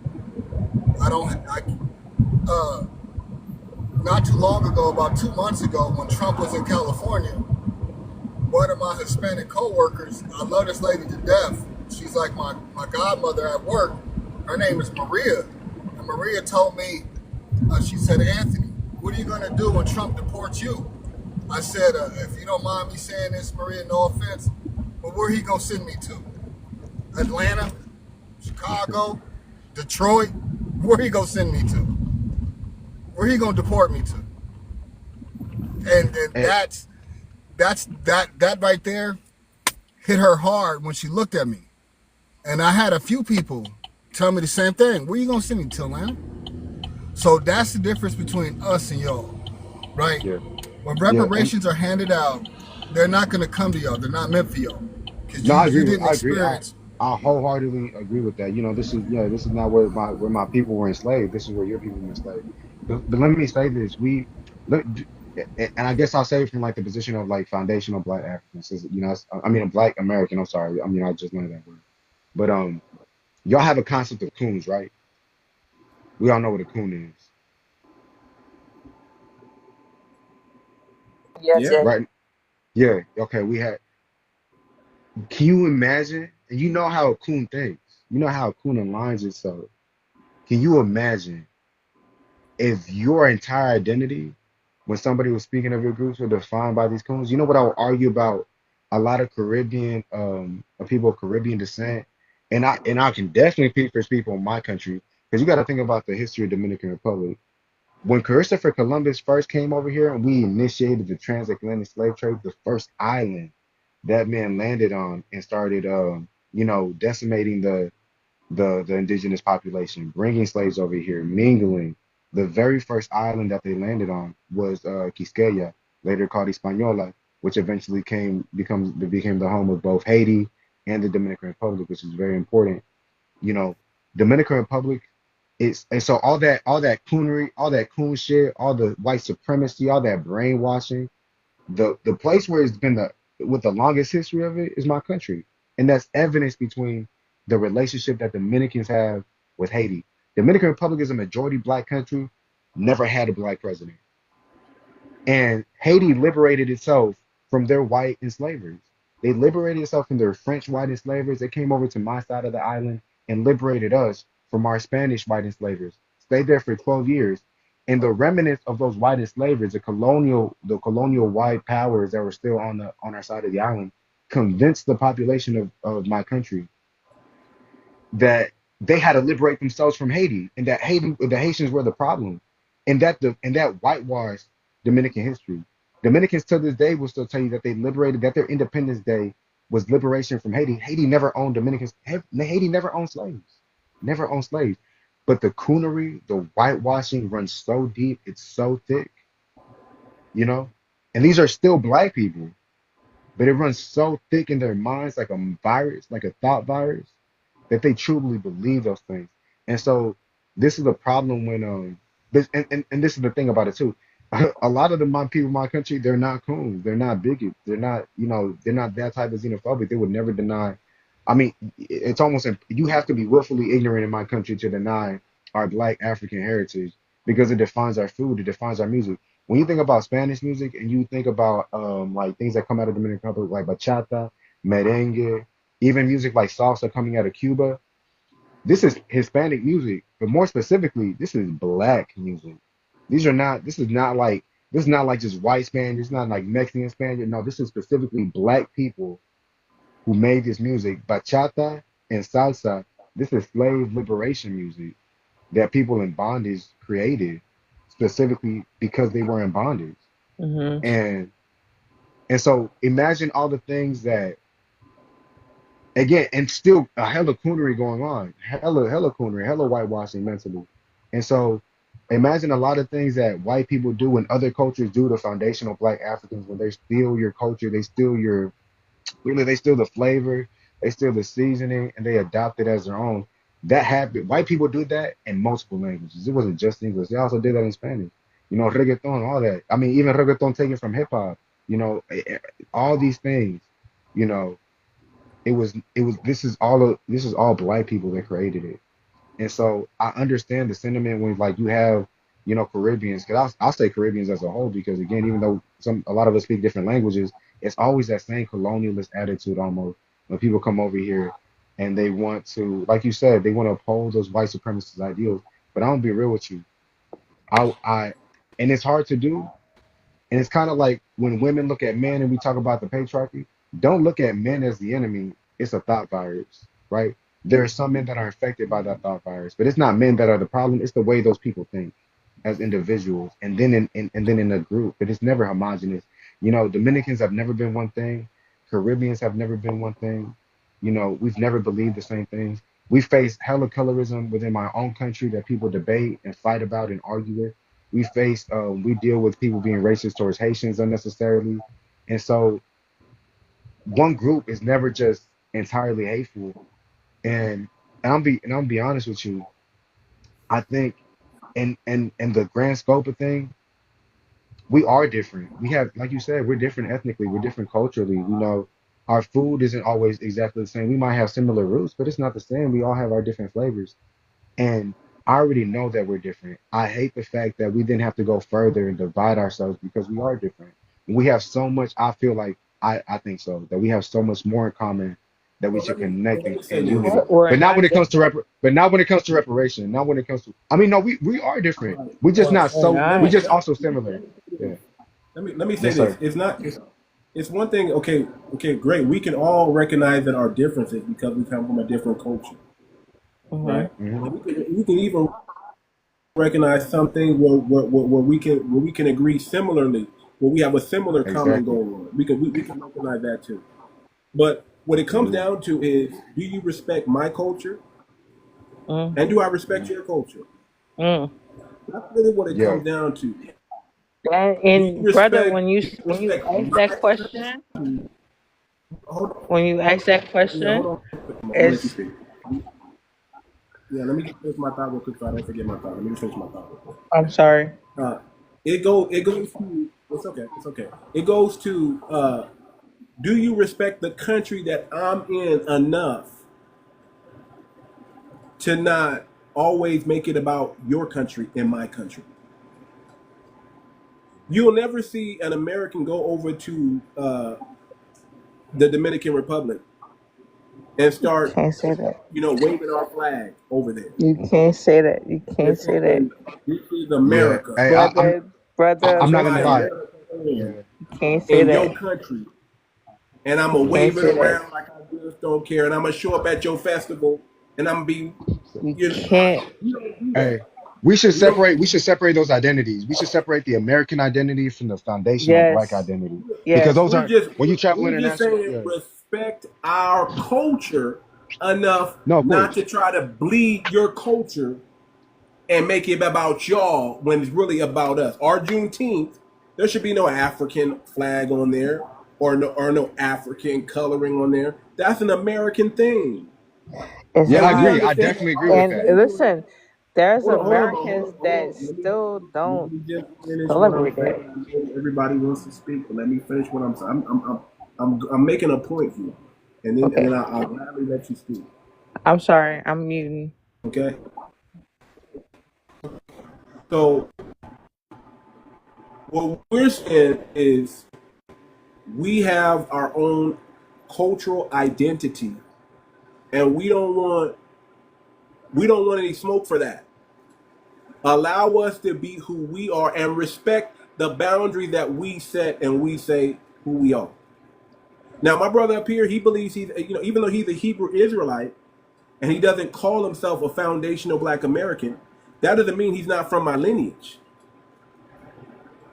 I understand that we got African Americans that are part of our lineage because that was a reclassification title that they gave us, and some of us still accept it.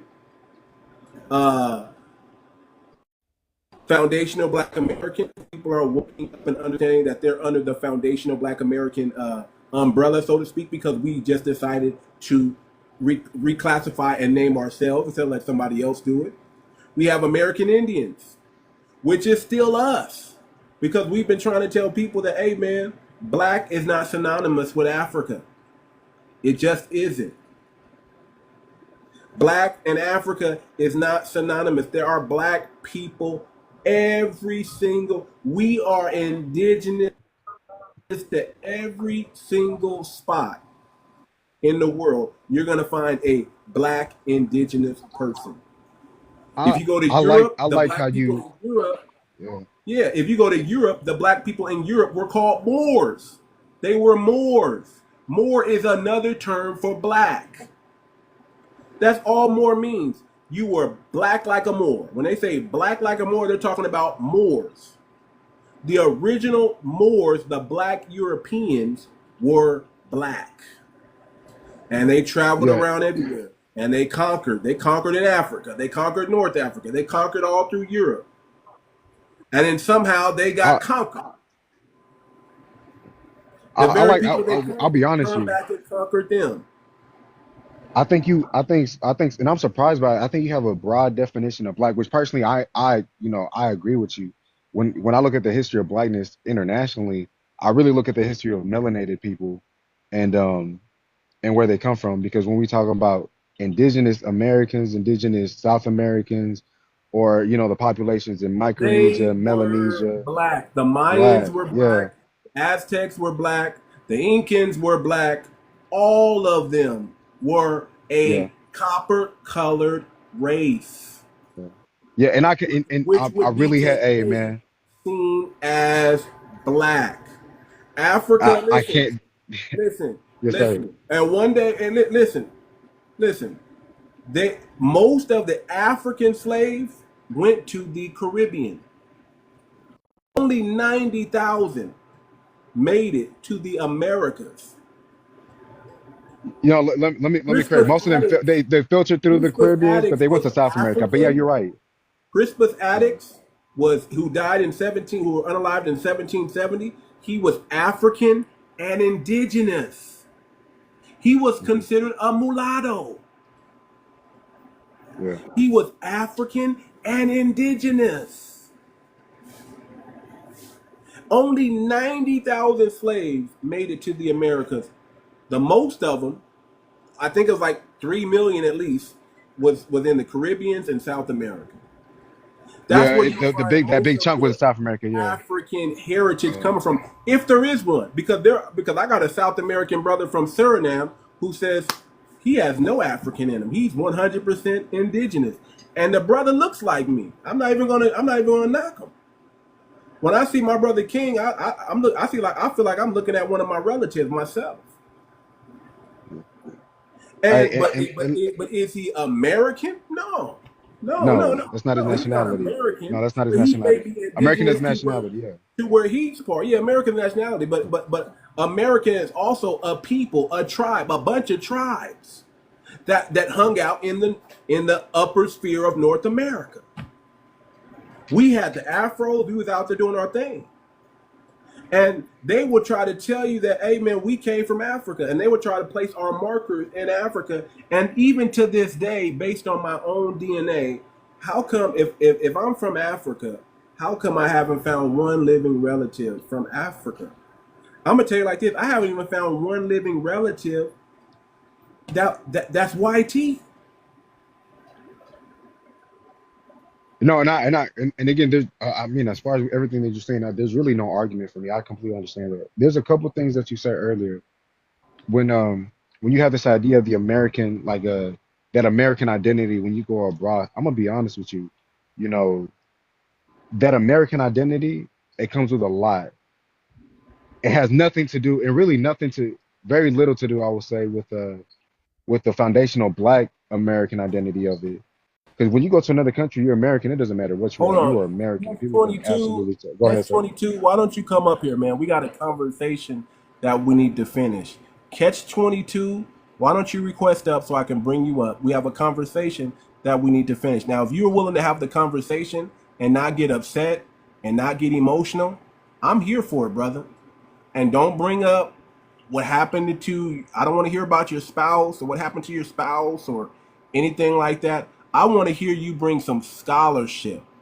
So catch 22, if you're ready to have the conversation and not go full-blown 𝗤𝗔 supremacy on me, I will bring you up, brother, and we can have the conversation today.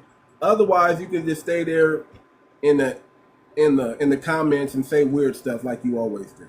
But I'm saying request. I can't bring you up for whatever reason. So request up, and I'll bring you up, and we'll have the conversation. Catch 22. I'm talking to you. Go ahead. Sorry, brother. Go ahead.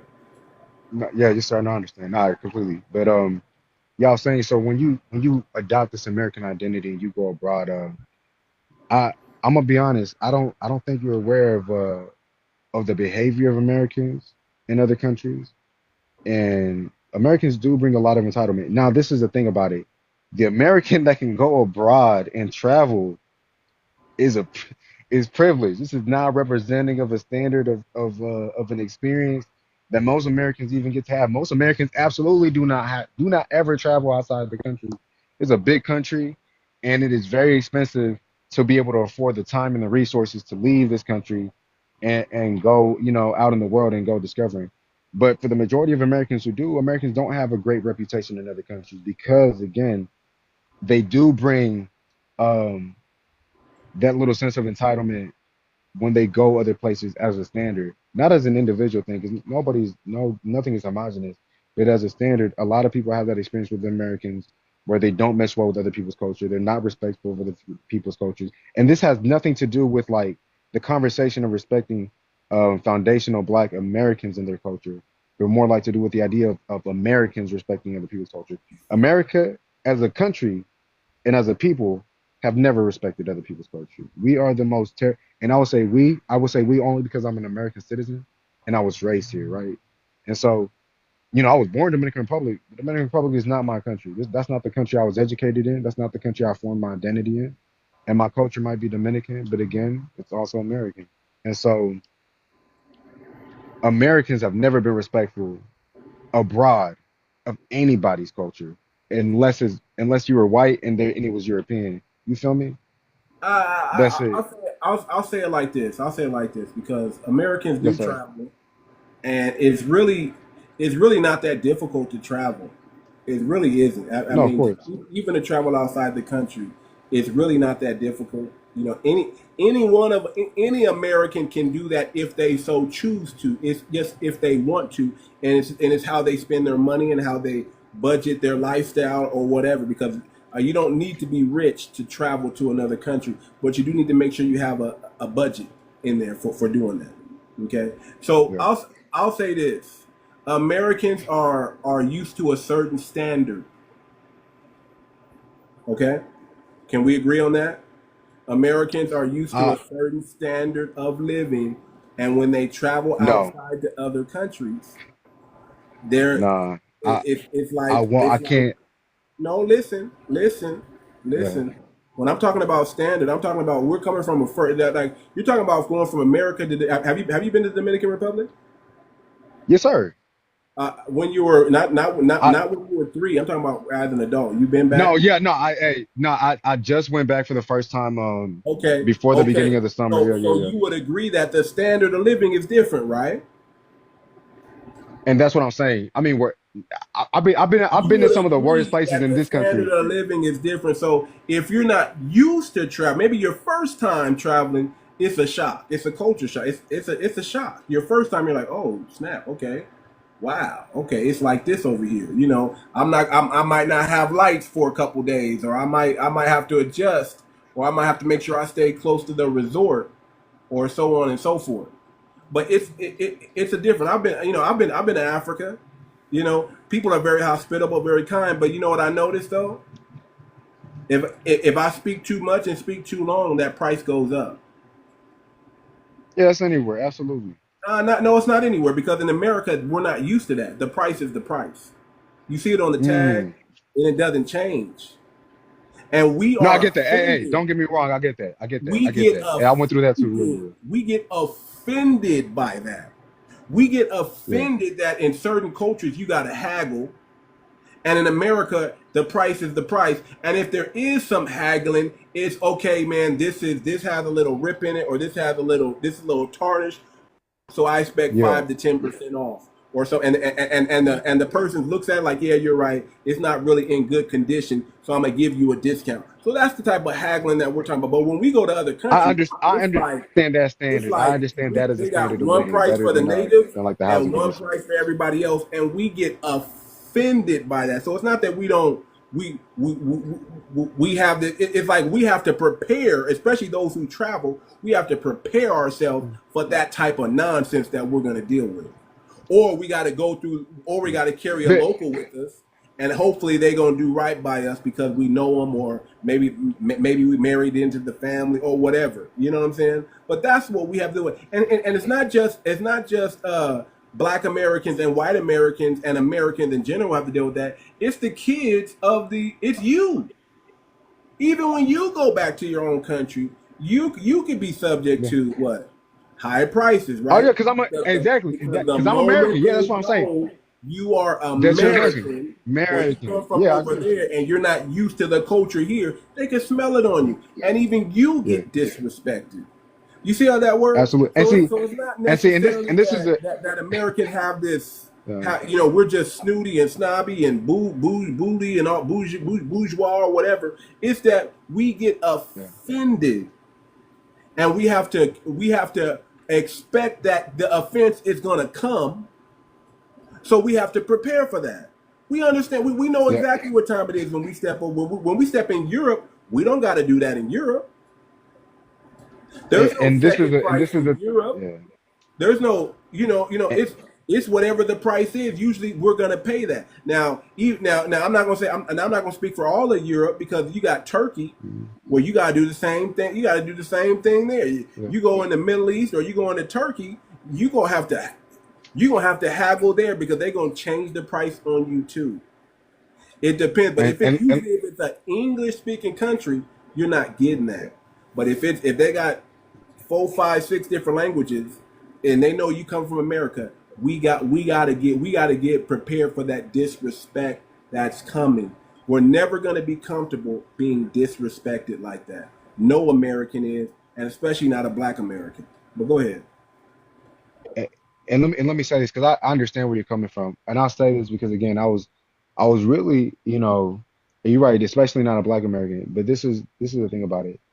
We can kind of argue like the differences in like the cultures because it's not just about the haggling culture. You're right. A lot of countries worldwide they have that. Not in Europe, not in most Western countries, but everywhere else, yeah, haggling is a thing.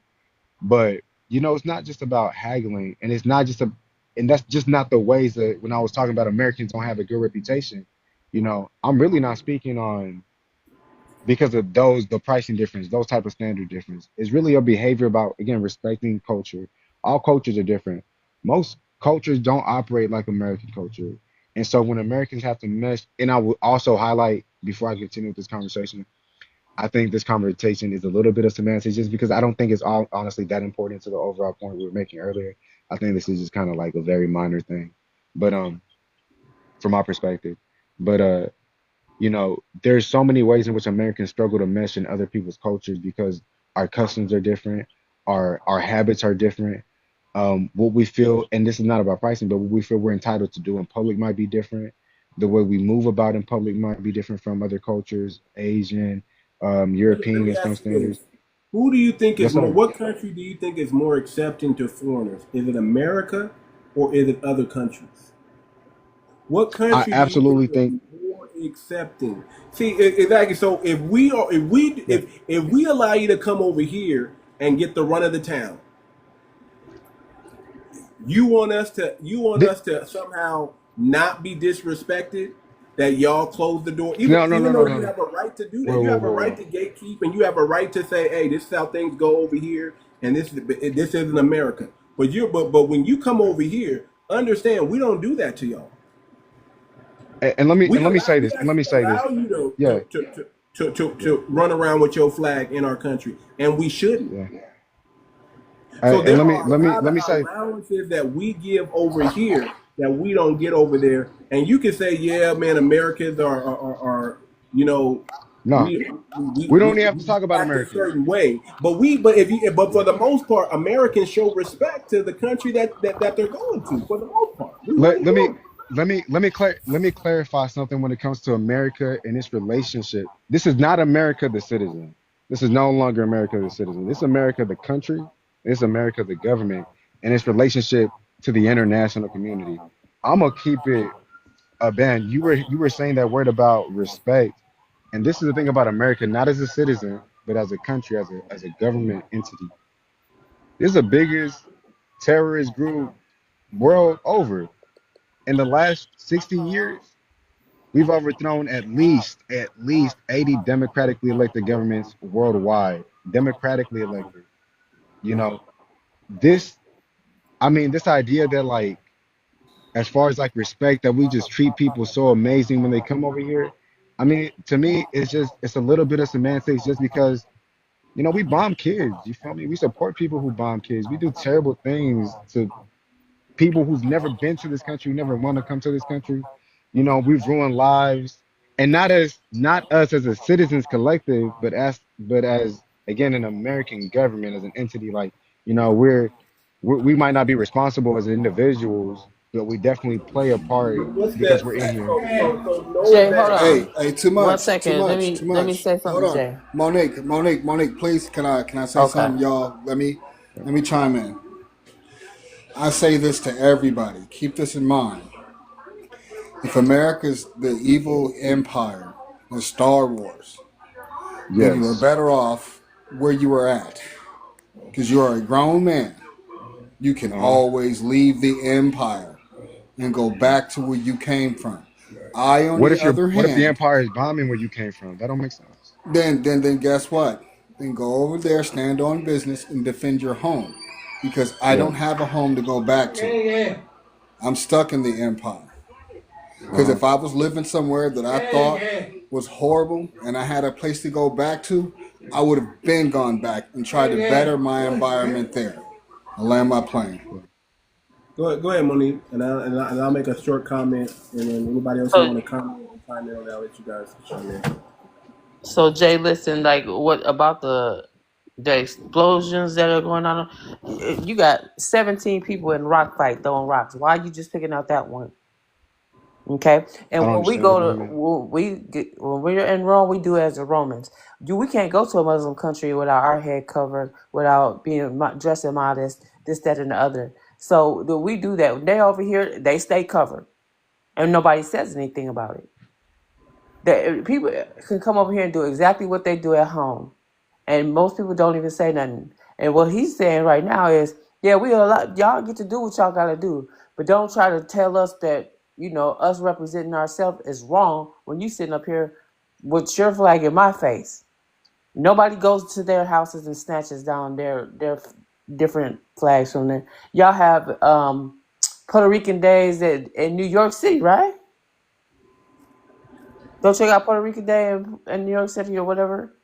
No, you mean you right. You mean Dominican Day Parade? Yes, Okay. ma'am. Well,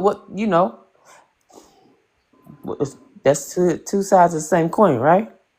Nah, it's not the Okay. same. It's not. We're not through different places. Okay. Well, nonetheless. So what we're saying here is, and it's not just that trace, that very small trace of African blood is in our blood, okay? Because it was more than 8 generations ago, okay? So what we're saying is there was actually black indigenous people here on this land prior to anybody else coming.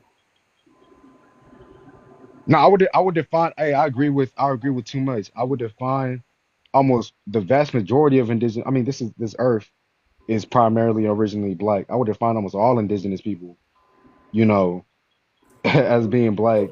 So let me add Yeah. in what I So wanted to say before I forget. So, and then I'll let anybody else who wants to speak, if Crypto wants to chime in on what you're talking about, or I'm sure Vibe Master might definitely have something to say. I'll have to read some of his comments. I'll say this. Listen, you know, all the things that's going on. And I'm trying to remember what I was going to talk about. But all the things that's going on, right? And yeah, so this is what I'm talking about. All the things that are going on, and y'all know this, right? If y'all look at America government, not the people, the government system that's corrupt, because all governments are corrupt. Dominican Republic's government's corrupt. America's Oh government's yeah. corrupt. And we can say America's government is the evil empire. Okay, I'll even go with that. I'll go with that. That's more reason for you to want to stand on business with Black Americans, who are the only group, the only lineage-based people who stand up to the American government system. I We're the 100%, I only 110% agree with ones you. who do. And But this, yeah, but when yeah. y'all come over here, y'all are not coming over here to stand up to the American government system. You're coming over here to leech off of and enjoy in the spoils of the American government system and get your money. That's I'm what not, y'all I'm not keep gonna lie. telling me. I don't understand. Hold up. And I'm My not bad for saying noise. you. I'm not saying you. I'm just saying Yeah, that's no, no, I what understand. we've been told No, yeah, I by don't take, all yeah. the people that I'm just here to get my money because my resources are over here. So I'm here to get my Yeah. resources back. And but y'all never go back. Y'all stay here and enjoy the resources here that this so-called corrupt government system that y'all call the evil empire that's responsible for all this to destabilization, but y'all come over here, y'all stay over here, y'all enjoy the fruits of the labor over here, and then y'all disrespect the people, the actual people who stand up to the government system that are doing harm in your country to this day. That's shameful. That's crazy. I don't understand it. It make no sense because I know as a foundational Black American, I'm not a coon. I'm not a sellout. If one of us is down bad, all of us are down bad. I don't have a Moses complex. I'm not going to sit here and say I'm going to stay in Pharaoh's kingdom. I'm going to go down there just like Moses did with my people and either become the deliverer or wait for the deliverer to come. You see how that works? That's how No, most I do. foundational Black Americans think. We're going to stay with our people, and either we're going to become the deliverer of our people, or we're going to wait until such a person rises up ready to deliver us all. That's it. Sir, before I leave, yeah, no, before I leave, I just want to say real quick, I absolutely do appreciate you educating me about the classification of a foundational Black American. I'm gonna be honest. I think the way, again, foundational Black Americans have been identified in this country never made sense to me before. I felt like it was never consistent. You feel me? It felt very wishy-washy and left a lot of things open in the air. But I do appreciate you educating me on it. No, Jay, don't I leave. will. Stay, so you can, listen to the rest of the conversation. Don't leave. I need No, you no, should because be on another panel with me. huh? Repeat that, man. You be on another panel on I manifest panel.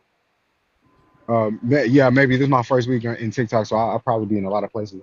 But it's only because I guess what we're gonna the place where we diverge is is how we perceive each other, how we perceive each other as groups, how we perceive each other as cultures, how we perceive each other as ethnicities.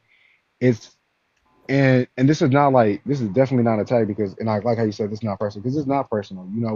We don't know each other personally. From what I do know about you personally, I'm gonna be real with you. I think a lot of our values as human beings and as men absolutely would 100% align because I agree with a lot of what you say. But it's always the idea that this idea of them, of you, of y'all do this, y'all believe that, y'all see it like this. This is what y'all do. This is how y'all attack us. This is what y'all do when y'all come over here. That idea, I'm gonna be honest, as a concept, as a perception, it doesn't make any sense to me. No group has ever been one thing. I think it's like saying, well, you you don't know any history of no. You don't know Read any this history of comment at any the bottom right Dominican. here. Go ahead. Read this comment right here at the bottom. Nah, your community got to put some points on the board. This one. That's the Hmm. one. That's how. Let That's me how let me ask you. Black Uh, Americans believe. If you're going to come over here to this country yeah. and you're going to recognize that there's a corrupt government, and you Hmm. know that they're harming a specific people in this country, and you come from a True. country that is also that you're saying is being harmed by this country, Yeah. you don't come over here and think it's going to be Disneyland. No, no. Come That over see here. that's Come what I'm over trying to say. here Is to that put in you? some work. Come over here to learn from the people that are fighting the oppressor in the belly of the beast, and get on code with those people, right? Get on code Yeah. with those people and adopt the black consciousness because you grew up in our community. You grew up around us. Yeah. You know better. I agree. Yes, I do, and I agree with you. And this is the thing about immigrants, because at this point, being Dominican is a small thing in the context of the conversation we're having. Because I'm an immigrant, I'm a black immigrant, right? And so there are a lot of black immigrants who have done just that because they understand exactly what you said and agree wholeheartedly with exactly what you said. Once you see any group of people and anywhere being oppressed, and especially in a place that you're trying to make home, how you not gonna stand up to an oppressive government? And as far as like putting points on the board and follow our lead, that's the issue with the perception of things because you see it as it never happened before, as nobody's ever done this. No, no, the black immigrants have done nothing, have put no points on the board. And I would argue, hey, there's not enough points on the board, but there are points on the board. Maybe not in the history that you're aware of, that you grew up, and see, that's what I'm saying. You grew up around us with the chastise FBA NOLA. You grew up around us and learned nothing except to take advantage. How do I, when you perceive somebody to have only done that, and this is the identity that you give them, how can I argue with that? Because I'll be honest, and what where have I ever taken advantage? And not as an individual, but also as a group. You know, when you see a group of people that have only done this and only done that, and before I leave, this is what I'm getting to. Not the way you're applying it when we're talking about black immigrants, but the thought process that you're applying to me is very synonymous of how white people will homogenize black groups and they'll homogenize foundational black Americans. They'll see all foundational black Americans as one thing, and then they'll use that talking point. And No, so no. Hold on. We're not. No, we don't have. We yeah, don't adopt a white supremacy talking point. no, not. And see, this is the thing. No, not adopting the talk, but the values. You're just applying the values differently, not the talking points. Because again, white Not supremacy even. places white people at the top of a pole. Yeah, Yeah, not even that. We don't even have white supremacy and black Americans. We don't even have the same value system. So you can't say that either. It's not the same. this is a when We're it comes to talking about I'm gonna is be real. When it comes to immigration, it's down No. to Okay. Listen, as an American, we may share American values because we understand what immigration has done to America and has done to Americans. That's not white. That's just that's the same thing a Dominican would do in his country. Matter of fact, y'all do argue that. Yeah, Oh, no, y'all yeah, and they experienced do. foreigners They do coming absolutely over against Haitians. here. Yes, Y'all, yes, y'all. See, they do that against that's Haitians. that's y'all protecting your culture. We're doing the same no, thing. That's y'all protecting your culture. We're doing the same no. thing Hey, because y'all. Hold on, And listen. that's and Y'all are yeah, go not ahead. going in the white tea neighborhoods. Y'all are not living next Uh-huh. to white tea people. Y'all are living next to us. So Yeah, yes, we are going to have an American viewpoint on immigration, and we might side with Trump in that because it's going to protect our neighborhoods and our culture. When it'd be different if y'all was going over into the YT culture. Then we probably wouldn't have nothing to say. Oh man, they were with the YT folks anyway. They're not even around black Americans. They're not even affecting black Americans. But when y'all come over here, y'all are definitely in our neighborhood, sir. Y'all are definitely affecting yeah, our livelihood. When y'all go get jobs, it's not like when we go get jobs. When y'all go get jobs, y'all like, we got to get the black Americans up out of here and we got to get more immigrants up in here. And that's what we have an issue with because now you're talking about resources that we're owed. Now you're talking about skipping the line and saying your needs need to be met before our needs, and we're the oppressed people in this country. When y'all come over here, y'all don't get looked at until y'all start dressing, talking, and acting like us. As long as y'all stay in y'all lane and stay immigrants, nobody pays y'all attention. Matter of fact, they want to hire y'all. They want to give y'all opportunities. They want to give y'all loans. They want to help y'all open up businesses in black. But when we do it, if we do it, it's a problem because we are really those people. We are the people that they plan on and always plan on oppressing. So the only time y'all got a problem is when y'all try to mimic our culture, our thinking, our way. That's when y'all run into the problem. Other than that, Let me ask a question.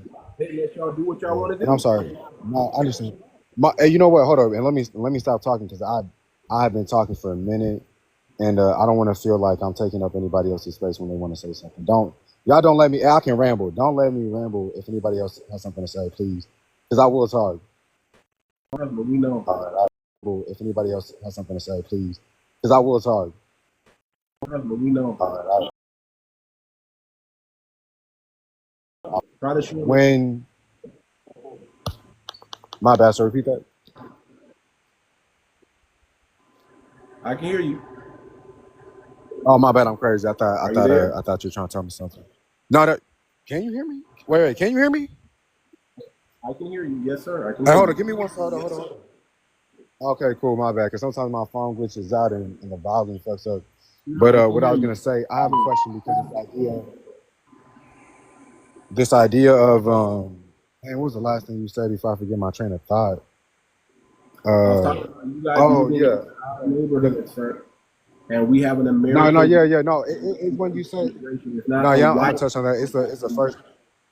Yeah, it's before that when you said Dominicans do that in their country, in our country, in my country, whatever. Well, I mean, it's really not my country, but yeah, Right. they do. Yeah. Dominicans They absolutely do. do that. Hey, and this is the thing about Dominicans doing that. I can't defend it because I think it's wrong. You know, this like and I label it closer like to xenophobic protection of your culture. I think it's wrong for the Dominicans to do that for their No, quote it's unquote. not wrong. It's not wrong No, because no, if hold we on, hold come on. over, think about this. If we come over there, sir, and start taking up Dominican jobs, of course they're going to give it to us because we have the skills.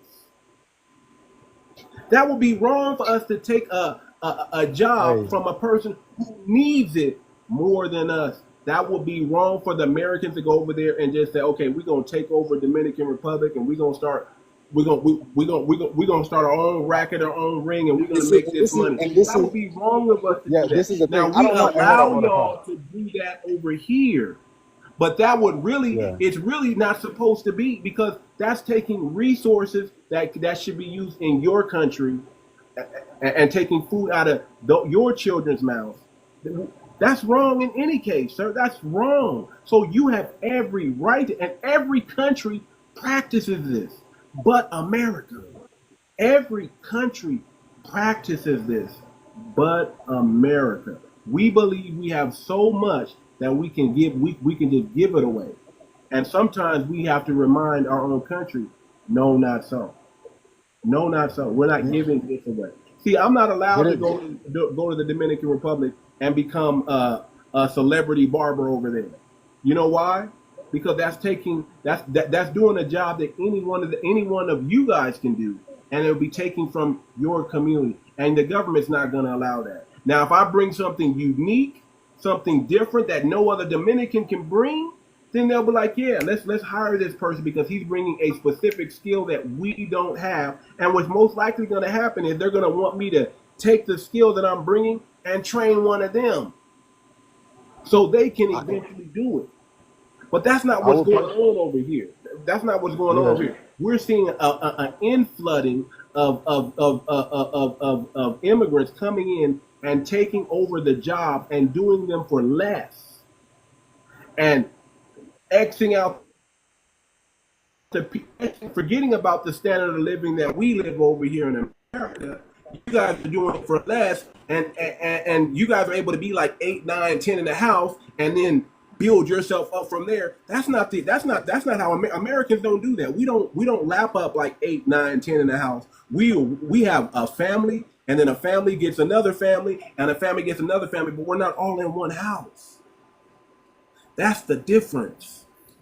So we cannot accept those low wages because we actually have to take care of a family on our own. We don't do it with our brother, sister, a relative, uncle, aunt, and we all pile up. And that's just not our culture. That's just not what we do. You No, see what yeah, I and I mean? understand. Well, I mean, I'll be honest. I see what you believe because my understanding of how immigration works, how people operate and come to this country, my perception of it is different. You know, you believe in what you believe in to be facts. I believe in what I believe in to be facts and how it operates. And so But somebody's telling the truth and somebody's lying, though. We got to acknowledge that. Somebody either I'm telling the truth or I'm lying. and that's the thing about telling the truth. Sometimes we say, and this goes for any opinion. This is not me accusing you of anything or anything, but you know, sometimes we can say something that we believe to be true. But us believing something to be true is never exactly the same. It's never exactly the same as it being true. So I can't argue. It's kind of like religion. I can't argue with the truth. I'm either telling the truth or I'm lying. And I Either can't, this is again. really happening or it's not happening at all. Ooh, There is that's no the interesting. Hold on. Oh, I like how you said that. Hold on. I like how you said that. I like how you said that. It's either somebody's right and somebody's wrong. let me break that down. I like how you said that. It's either somebody. This is my bad, sir. I like how you said that. It's either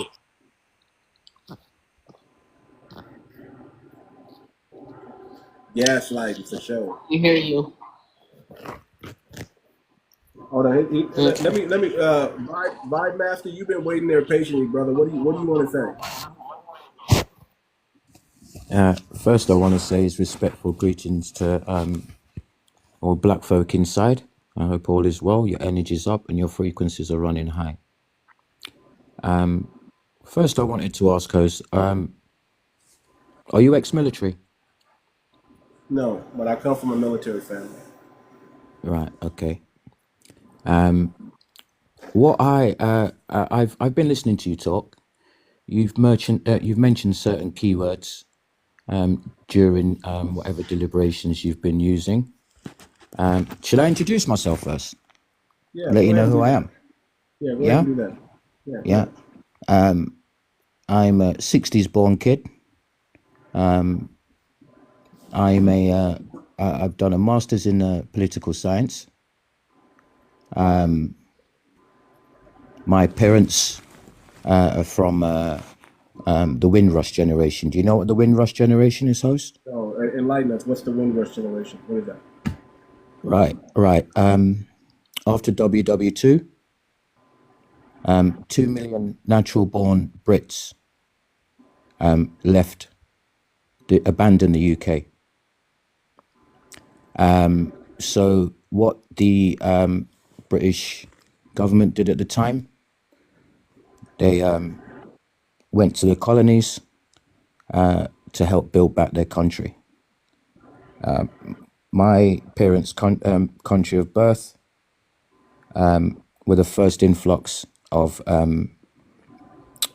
immigrants that went to the UK. So I'm a first generation born Windrush kid. Do you get that?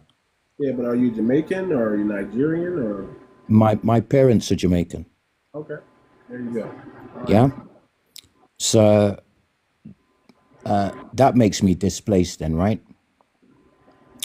So what I have an issue is with what you've said is you mentioned the word oppression, and your people have been oppressed, right? That's a fact. Right. The mentality that I grew with as a 60s kid, because we've had the media powerhouses and the movie powerhouses basically being controlled by the eagle since I would say, I like to use the birth of a nation as an example. Since the birth of a nation, the media houses and the movie houses have basically dictated what we see and hear throughout the world. That's since 1915. We know how influential these media houses and movies have been down the years, and the manipulation that is behind it as well. For us to fail to not look at a geopolitical angle at what's happening now, and look at those media houses and movie things, when you combine them all together, we've been damaged. As people of black people, we've been damaged, very much so damaged. And with that oppression, it's going to give you, maybe not as a group, but as as individuals, you're going to want betterment, because you're seeing your oppressor live better than you. So the psychological impact that it has will make people move different. So when you use this keyword oppression, oppressor,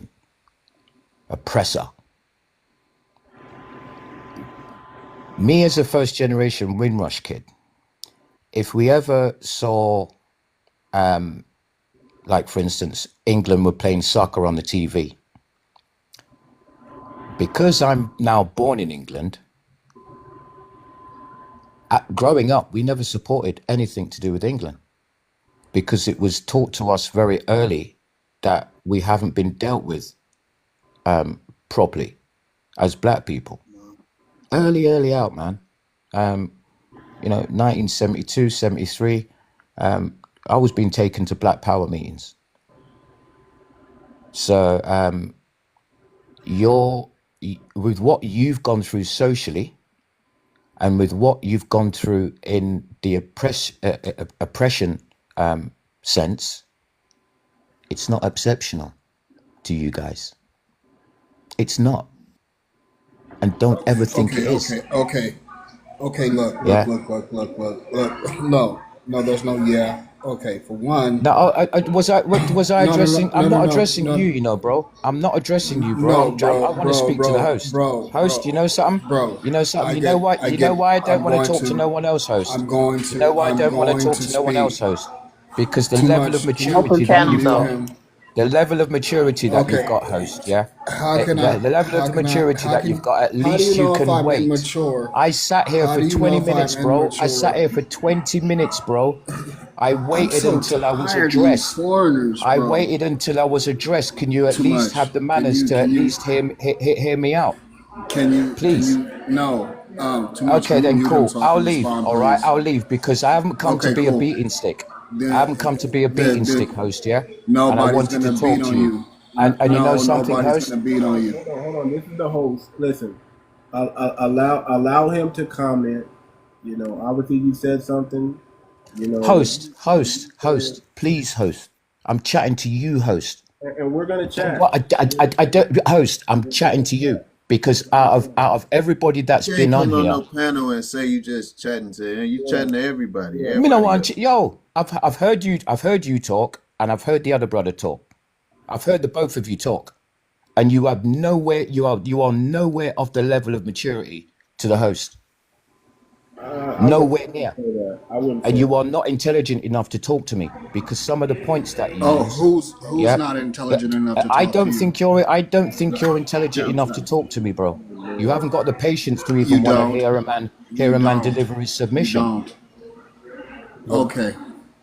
So I'm gonna go ahead and address you then. Bro, I'm not gonna listen to you, bro. I'm not gonna listen to you, bro, because now you wanna try and use a man as a beating stick. It's not gonna work like that, bro. See you later, guys. Host, take good care of yourself. Yeah, I love your maturity. Then leave. Yeah, keep it mature like this. We're going through teething problems as black people. We'll work it out. See you later. See you later. You be talking British motherfuckers though, for real, man. Now, see, they always want to compare what they've been through, what we went through, bro. We went through chattel slavery, breeding farms. We were eaten here. Jim Crow, Red Line, in the whole nine. Can't nobody on this planet compare their pain to what we went through in this country. And it's disgusting that they try to do that. It's an insult. You know, everybody's always got something to compare to something, bro. You know how it is. Yeah, yeah. I was definitely gonna get on him when he said that. I was definitely gonna get on him when he said that. You know, them British motherfuckers don't know shit about what happened in America going up, you know? You know, I mean, yeah, man. You know, it's crazy. I mean, Yeah. we you know, I'll say it like this. My father, born in 1942, what he had to go through just to be seen and looked at as a man, I wouldn't wish it on anybody. I wouldn't wish it on anybody. You had to stomach YT people calling you boy. You had to stomach being taught in school that you were less than.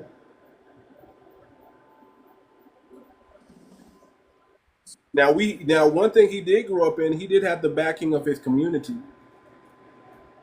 But as long as he stayed in his community, he was safe. But the moment he went outside of his community, so you think sundown towns are bad. Imagine anything outside of a black community is considered a sundown town. Imagine just being in a black community and seeing people roll through your community that they can just do whatever they want to you at any given moment, and you're at their mercy because you know that the police ain't gonna help you, the judge ain't gonna be for you. Everything is against you. So to say that, and that's just Jim Crow. That's not even talking about chattel slavery.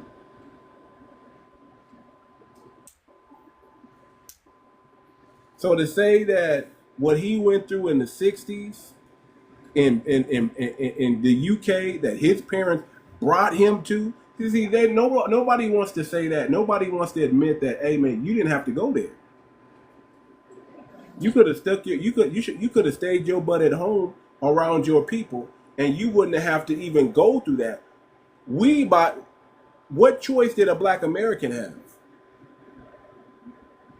We were born into this. We were born into this struggle. They chose that struggle. We were born into this struggle. Again, they chose that struggle. They chose to go to another person's country and then try to be treated fairly and try to be treated correctly. We're really from here. Invaders came in and took over and changed and flipped everything upside down. Enslaved a bunch of us, reclassified a number of us, made laws to put us on the outskirts, made a system that they thrive in and that we no matter what are going to go to the bottom. Created a court system that wasn't based on meritocracy or fairness, but on white privilege. Let's just call it what it is. And that same system, though it may not seem as harsh and as out in the open as it was back then, is still here today. Still marginalizing us and putting us to the back of the line when new people come in. That's the reason why that's the reason why you're going to hear me from here on out. I got to remind you that we have an FBA ecosystem that we need all hands at deck into building. We have to create our own economy, our own ecosystem, so we can thrive. We cannot let the YT man do it. We cannot think that all of a sudden we're going to change the system from the inside out. I'm tired of that narrative. I'm tired of people thinking that, oh, we got to stay in the Democratic Party, which is harming us, and change it from the inside out. We have to join the NAACP, which is ran by non-FBA, tethers, and YT people, and say we got to change it from the inside out because they're the one that started the establishment. We didn't start the Democratic Party. We didn't start NAACP. They started it. We didn't start Freedmen's Bank. They started it. And then they said, you guys need to support this. And then we just said, okay, let's support it. But what has it done for us? What has it done for us? Nothing. So if we don't understand right now that we got to start dreaming, we got to have we need a I Have a Dream 2.0. And we have to build an FBA ecosystem to where we can thrive. I don't know what else to tell you. We can keep thinking that the oppressor or the oppressor class or the buffer class is one day going to do right by us. Or we can finally take the opportunity that we do have and say, hey man, we're going to build on this new system. We're going to dominate. And inside this blockchain, we're going to create an FBA ecosystem where we thrive, where our rule of law matters more than their rule of law, where our people are prioritized, not their people. Where we have an opportunity to create a black privilege, if you want to call it that, inside of our FBA ecosystem. If we learn from the mistakes of the past, we can shape a better future. If you think white privilege is bad, why would you want to create black privilege? Because black privilege is good. The opposite of white is black, right? The opposite of good is bad, right? But if white privilege is bad, then why would black privilege be good? Because black privilege is good. Because see, here's the difference. Wouldn't that be the exact same thing? Hold on, no, it's not. It's not the same thing because YT. Wouldn't it be suppressing the other side? Hold on, the YT system of oppression is oppressing people. See, when you say YT supremacy, you're saying I'm an oppressor and I'm supreme. But when you say black supremacy, and we really don't say black supremacy, but when you say black supremacy, we're just saying meritocracy. We want to make it fair, not just for black people, but for all people. That's the difference. YT supremacy says, I want to create a white privilege. Black supremacy doesn't say, I want to create necessarily a black privilege. And if it is a black privilege, it's a system that's based on fairness, and black people just happen to thrive when things are fair. Then if everything is fair across all colors and races, then why call it black supremacy? I didn't call it black supremacy. I just use the terminology that we understand. See, I'm a foundational black American, and my people understand when I say FBA ecosystem. See, you I understand, but the definition doesn't fit. You're not coming from our no, it doesn't fit you because you don't come from our community, sir. It's a difference. See, when I'm speaking to my people from my community, they understand exactly. I'm talking about words. What words mean. Well, there's nothing wrong with FBA ecosystem, sir. There's nothing wrong with us building an FBA ecosystem. You sound like you're gaslighting, just like the white supremacy people do. Well, to you it does, but that's not what. And I'm not our people or white. I'm not black or white, just so you know. It doesn't matter. It doesn't matter. It doesn't matter. The only thing that matters is we can tell you're not from our community. I'm Chicano. Doesn't matter. We don't. You're a conquistador, but it doesn't matter. Your words are not matching your ideals. Well, my people understand that I'm matching. You have to understand what words mean, and you have to use the right words to match your ideals. I agree with your ideals, but your words to define your ideals don't make sense. Sir, to you they don't. Ignorant. No, sir, it's not ignorant. It's not It's ignorant. very makes you look ignorant. If you were from, Dr. Martin Luther King's picture down because you look ignorant and you should not be associating yourself with Dr. Sir. I don't come in someone else's house and start over talking the host in that house.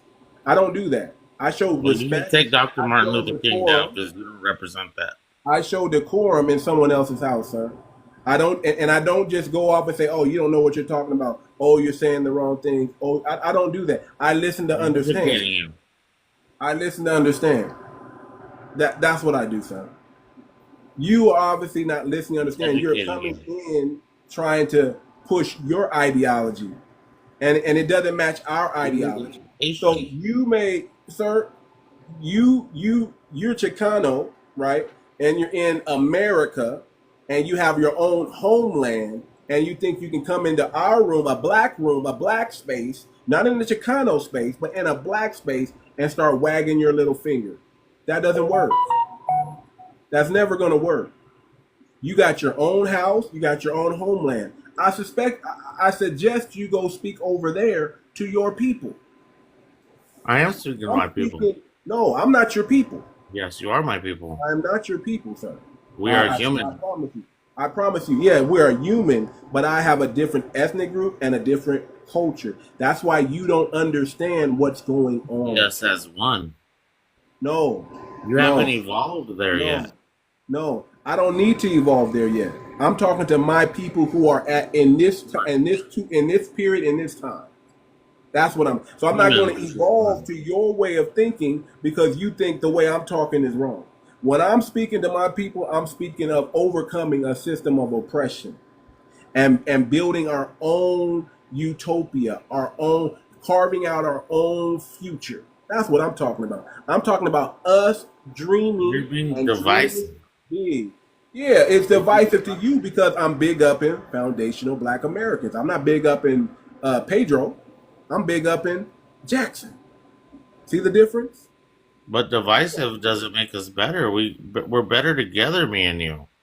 How? Me and you are better together, not apart. Okay, are you going to stand up to all the anti-Black hatred in your community, sir? I do. You do. So we can use you anytime a person from your culture comes in and start disrespecting us. We can use you. Absolutely.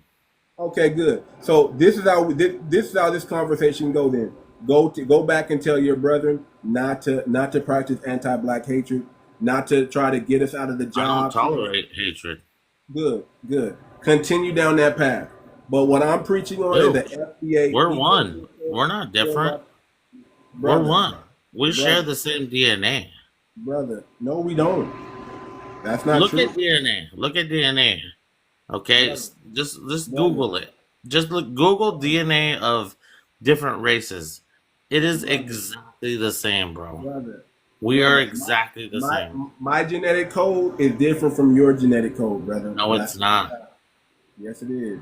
We're 90% the same as a banana. No. I'm talking about humans. No. Every living thing is very close together. Especially humans, especially races, all that is very close together. Sir, let me tell you. Let me tell you what I believe. The only way there's going to be any type of togetherness in groups is going to be when foundational Black Americans are running the yard. Until we single-handedly, because we're the only ones doing it, fight against the system of oppression and overcome it and win, nobody is going to be free. Why would you be equipped to do that as a particular Because we group? can't do it with a person who undermines us. We can't do it. But why would it just be one particular group? Why not find the best of the best? Because we don't live in that world. That world is not real. That world is not reality. In reality, people stick to their groups. I disagree. I think you've been trained. Yeah, I think you've been trained. You can do anything you want to do. I'm telling you, in reality, in the real world, that's what people do. We are in the real world. Look at how. Okay, let me explain this to you. Culture. Look at how quickly culture has changed. Ideology. That's what they do. Look how quickly culture has changed. Look how quickly different apps have changed the world. Instagram, Twitter, TikTok. See how and what culture and what culture what culture is still prevalent? What I'm Foundational saying black. is that what I'm saying is nothing is out of the question. What I'm saying is that we don't know what the future holds. And now we have AI. And there's a lot of people scared of AI, but AI is a tool. And the people that use it as a tool are going to be the Catch people who 22. prosper. Why don't you come up here so we can have the conversation? If you're willing to have a peaceful and respectful conversation, oh, you're suspended. You're suspended. That's what it is. You're suspended. I'm not surprised. I'm not surprised. Get unsuspended, and then come back to the Hey, man, channel. I just wanted to tell you real quick, I appreciate you for being respectful. I don't know any other way to be, man. I don't know any other way to Yeah, I be. appreciate that, man. And I won't disrespect you on your panel for sure. Please don't. And I I appreciate will that. not. I might disagree with you, but I will not disrespect you. Thank you. I appreciate that. I can. On my mama. Okay. On your mama. Okay. AJ, go ahead, AJ. Yeah, how y'all doing, man? I completely agree with you, man, on the fact that you're talking about that this country is inherently biased and prejudiced against black folks, and I'm talking about FBA. I'm not an FBA. I'm African, but what I'm saying to you is that the whole reason, like this guy, I think he says he's Mexican or something or whatever. People Yeah. that came here, and I'm talking about black immigrants from the continent, Mexicans, whatever. The only two people that were down here were the black people, the FBAs, and white people. The whole reason all these fucking immigrants, excuse my language, came down here is because of the civil rights of black people. You see what I'm saying? Black people fought in this country. Look at fucking Selma, where black people are getting killed, getting hanged, torture. A lot of people, you know what I'm saying? A lot of struggle, a lot of pain for 400 years and some change that these people went through. You dig my point? We don't So, disagree. no, I let me agree. finish. I So agree with that. if they say Your that, people went through what you look, went look at through. no, I'm saying, look at the news. Look at the people that are getting shot. It's black people. I don't disagree. I can relate. Black people have it the Listen, worst. I can relate. I'm African. I look like them. I can relate. Black people have it the worst. I am not in You know what I'm saying? disagreement with you. I'm not in disagreement with you. And black people have fought hard for civil why rights. black people have it the worst? Because we can't hide behind white supremacy like other groups can. Right. And some even East Mexicans, some of Africans us can look come white. over. Listen, East Not me, Africans can but come over here and be darker than me, and they can have YT on their ID. oh. Hispanics, y'all fought during our civil rights. Y'all fought to be YT. Y'all said to hell with the black pride. We want our own, and we should be considered YT because we have conquistador blood. In what year? In the 60s, brother. They fought. Exactly. Think about Yes. it. In the 60s, there wasn't a lot of information going around. While we It were wasn't fighting like for now where you equality have the internet. and civil rights to get that passed, y'all were fighting to be YT. Bro, you have to understand. This was not a time where information was abundant. Like Doesn't we are matter. now. Doesn't matter, sir. We have the It does information matter. now. It And absolutely listen, matters. and you'll still find a whole bunch. Listen, don't you find it odd that a whole bunch of first, second generation Hispanics who consider themselves YT now voted for Trump? I know why. I know why some black people voted for Trump, but don't you find it odd that first, second generation YT people voted, or excuse me, Hispanic people voted for Trump? I actually find it odd that anybody voted for Trump. Well, I know why some black people voted for Trump, because it made sense that, hey, man, We're not immigrants. We don't flee to other people's country You just illegally explained and try the to whole thing I was overstay thinking of. and try to take over. We stay You're in our doing the same country things that and the we Mexicans stand did in the 60s. on business and we fight the oppressor You're head doing the on. same thing Mexicans did in the 60s. Mexicans weren't doing that in the 60s. What are you talking about? Yes, They they were were. fighting with the white Mexicans people. took the YT side No, in no, the no, no, 60s, and black no, people are no. taking the YT side now against the Listen. Mexicans. If the Mexicans were Can fighting you like make you that? say they were, if they You're were not fighting listening. like you say they were, they would have been out there with their black brothers and sisters. You're not listening to what I'm saying. Can I explain it to you? Try. I don't know because I So don't. what you're saying that Mexicans did in the 60s, right, was go against black people and say they were white. What they did was wrong. The same thing is happening now with black people going for Trump, going against Mexicans because they're immigrants.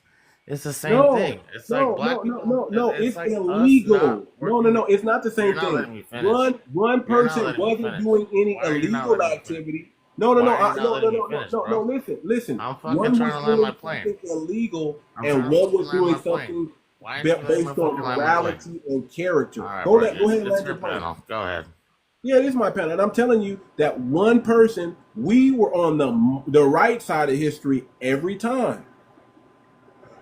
We're not on the wrong side of history. We're saying, yeah, it's wrong to come to anybody's country illegally, sir. That's the key word. It wouldn't be illegally if it wasn't legal.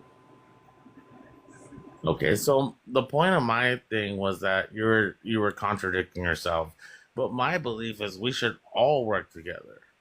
I'm We not can't. about We Mexicans can't work. against We black can't all people work against together IT because we people. tried that. I'm about Hold on. us working together. We tried to work together, and it never worked. It's always one. It's always we don't care about what you guys are going You through, don't but have we a want crystal you to care ball. You about don't what we're know. going through.